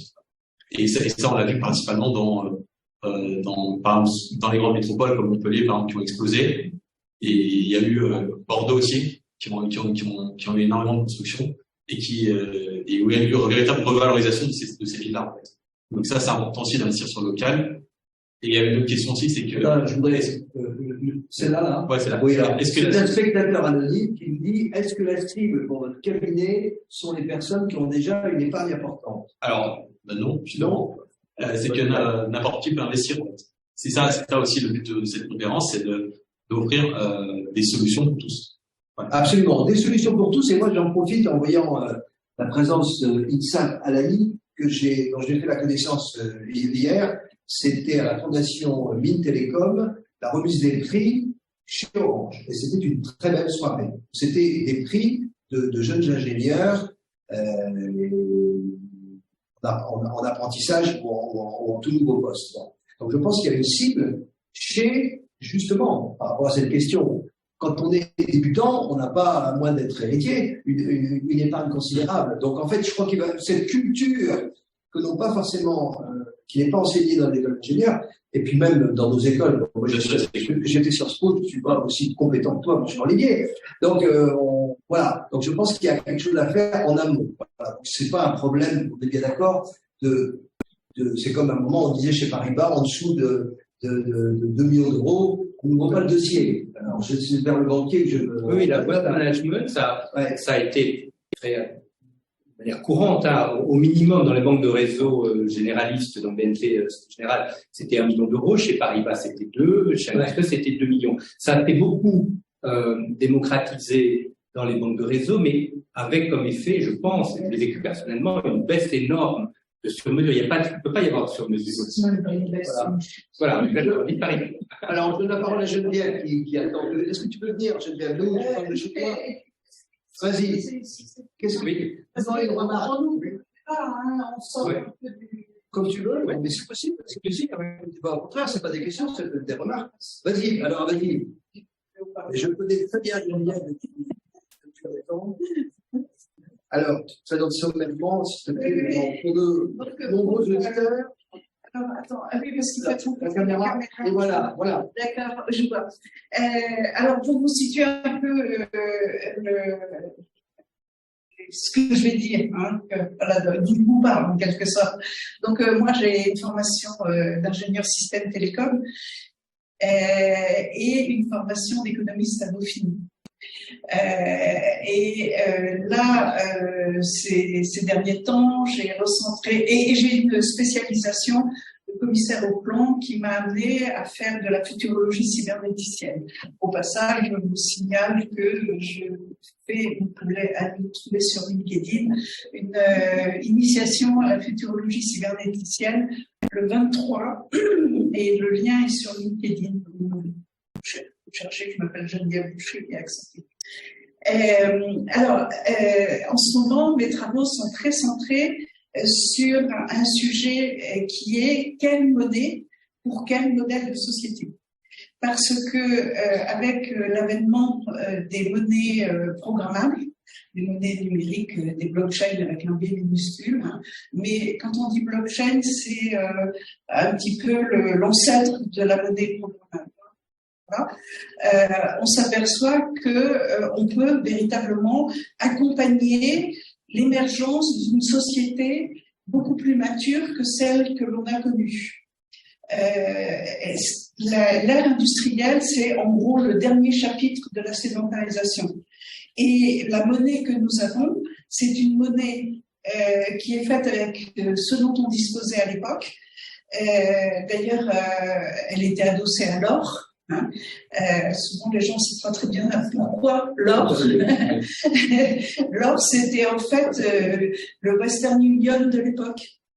C'est-à-dire que pour faire du commerce international, on partait avec des pépites d'or dans les poches. Quand on arrivait quelque part pour faire du commerce, on convertissait un peu de pépites dans la monnaie locale. Et quand on repartait, on reconvertissait en pépites d'or et on repartait un petit peu plus loin. Vraiment, la Western Union de l'époque, quoi. Voilà. Alors, au passage, les BRICS, hein, qui sont en train de faire un contre-pétrodollar, veulent l'adosser à l'or. C'est juste hallucinant. C'est juste un contresens du sens de l'histoire qui est stupéfiant. Voilà. Hein, donc, là où je voulais en venir, c'est qu'effectivement, on vit dans une période où, moi, en tant que futurologue, alors, en futurologie, on travaille à 30 ans, 60 ans, 90 ans et 120 ans. Donc, on ne connaît pas le court et le moyen terme. Donc, je vous parle que dans mes focales à moi, hein, plutôt 120 ans. On est dans une incertitude. Voilà. Je vais y revenir après parce que le futur, il imprime déjà le court terme. On est dans une période de très grande incertitude. L'incertitude à long terme est totale. Mais je voulais vous passer comme message, parce que je travaille beaucoup avec les instances européennes. Ce que je vous raconte, c'est intégré en Europe et il se passe énormément de choses et on ne raconte pas notre vie à la terre entière. Voilà. Donc vous pouvez continuer à pleurer que les GAFAM, on n'a pas nos propres GAFAM et que les grippins, ils sont encore fabriqués en Chine. Je sais pas, pleurez tranquille. Pleurez, allez-y. Mais occupez-vous de l'Europe. Soutenez l'Europe. Allez sur l'Europe. Donc, en matière d'investissement, faites un petit peu du court terme opportuniste, mais soutenez l'Europe. Voilà ce que je voulais dire comme message. C'est pour ça que c'était un peu long à expliquer. Non, mais attention, dans les fils, Tu voudrais réagir? Le problème, c'est que Ricardo a encore raison. Non, C'était le seul problème pour les économistes. Est-ce que la théorie classique basée sur Ricardo, les avantages comparatifs, est-ce que ça a aujourd'hui un sens? non, ça n'a plus de Voilà, sens. c'est ça qu'il faut d'abord dire. Oui, je voulais pas vous démolir. Non, Voilà. J'anime Alors, un groupe de travail qui, comme je l'ai dit en introduction, réfléchit à quel modèle pour quel modèle de société. Bon, merci. On S'il vous commence plaît. à dire la théorie quantitative de la monnaie, c'est mort. Bon, on partage après. Bernard, alors Si, par exemple, si en ligne, vous avez un temps, si vous avez des questions. Bernard, toi, qui est membre du comité économique d'IESF, qui a un parcours tout à fait remarquable, donne une petite précision au sujet de Ricardo. Toi, tu es gentil de retourner à ta place assise et nous allons enchaîner sur les questions en ligne. Donc, parmi ceux qui sont en ligne, Alors, nous sommes d'accord. voilà, donc, Alors, si, Encore une question en ligne. donc on avait répondu à pas mal de questions tout à l'heure, donc si vous avez des questions, Oui. du coup, Il y en a d'autres ou pas? pas pour l'instant, hein. Il y en a pas. N'hésitez pas. Alors, Euh, alors, écoute, à ce moment-là, il est quand même 17 heures, donc nous allons faire 2 heures. Je trouve que c'était un bon rythme. Nous allons voir à la santé de nos amis qui nous ont, assez nombreux qui nous ont suivis en ligne. Peut-être qu'on dit un mot de la fin. Oui. Olivier, toi d'abord, on dit Olivier, comme vous voulez. Vas-y. Bon, les deux messages clés aujourd'hui, c'est attention, il y a un vrai retournement, c'est indiscutable. En ce qui concerne l'épargne, c'est modeste, hein, il faut s'en occuper. Et comme on n'est pas pro, et moi je fais l'exemple pile de ce qu'il ne faut pas faire, y compris sur la question de la diversification, parce que j'avais resté sur l'Europe pour des raisons morales et une méfiance des États-Unis, enfin, en tout cas des techs, et c'était une erreur patrimoniale, mais peut-être bonne. Donc on a traité de ce sujet-là, qui est un vrai sujet. L'épargne, non seulement il faut s'en occuper, mais on peut aussi lui donner un sens, c'est-à-dire l'Europe, la France, l'écologie, c'est un moment parfait. Donc je crois que ça a été démontré avec brio. Ouais. Et la RSE, voilà, tout à fait. Et donc, donc voilà, comme on l'a vu aujourd'hui, donc le message final, c'est le contexte économique a changé. Nous ne sommes plus du tout dans la situation d'il y a même 2 ans. Il est nécessaire de se faire accompagner et d'investir dans des solutions concrètes, donc plus ou moins variées en fonction du risque qu'on veut prendre et en fonction des secteurs géographiques, et que c'est maintenant ou jamais qu'il y a la possibilité de se faire accompagner par un cabinet dédié et donc du coup d'avoir accès à des solutions de qualité, ouvertes pour tout le monde et accessibles justement en utilisant ce sont. Alors, moi, je suis heureux d'avoir initié cette conférence et j'avoue, je suis plutôt rassuré parce que c'est un sujet, bien entendu, fiduciaire, c'est un problème de confiance et que par rapport aux besoins, j'ajoute en plus que nous allons donc diffuser le replay, rapprocher un certain nombre de besoins sans faire un push et tenir compte également des nouveaux outils de l'intelligence artificielle. Il y a un système, je ne rentre pas dans le détail, qui s'appelle le tunnel de vente. Il y a, quel que soit le produit qu'on vend, et celui-là en particulier, des méthodologies grâce à l'intelligence artificielle générative qui sont porteuses d'espoir. Donc en fait, continuons à donner. Alors moi, je suis assez content aussi, je l'ai dit au début, l'objectif c'est de faire de l'intergénérationnel.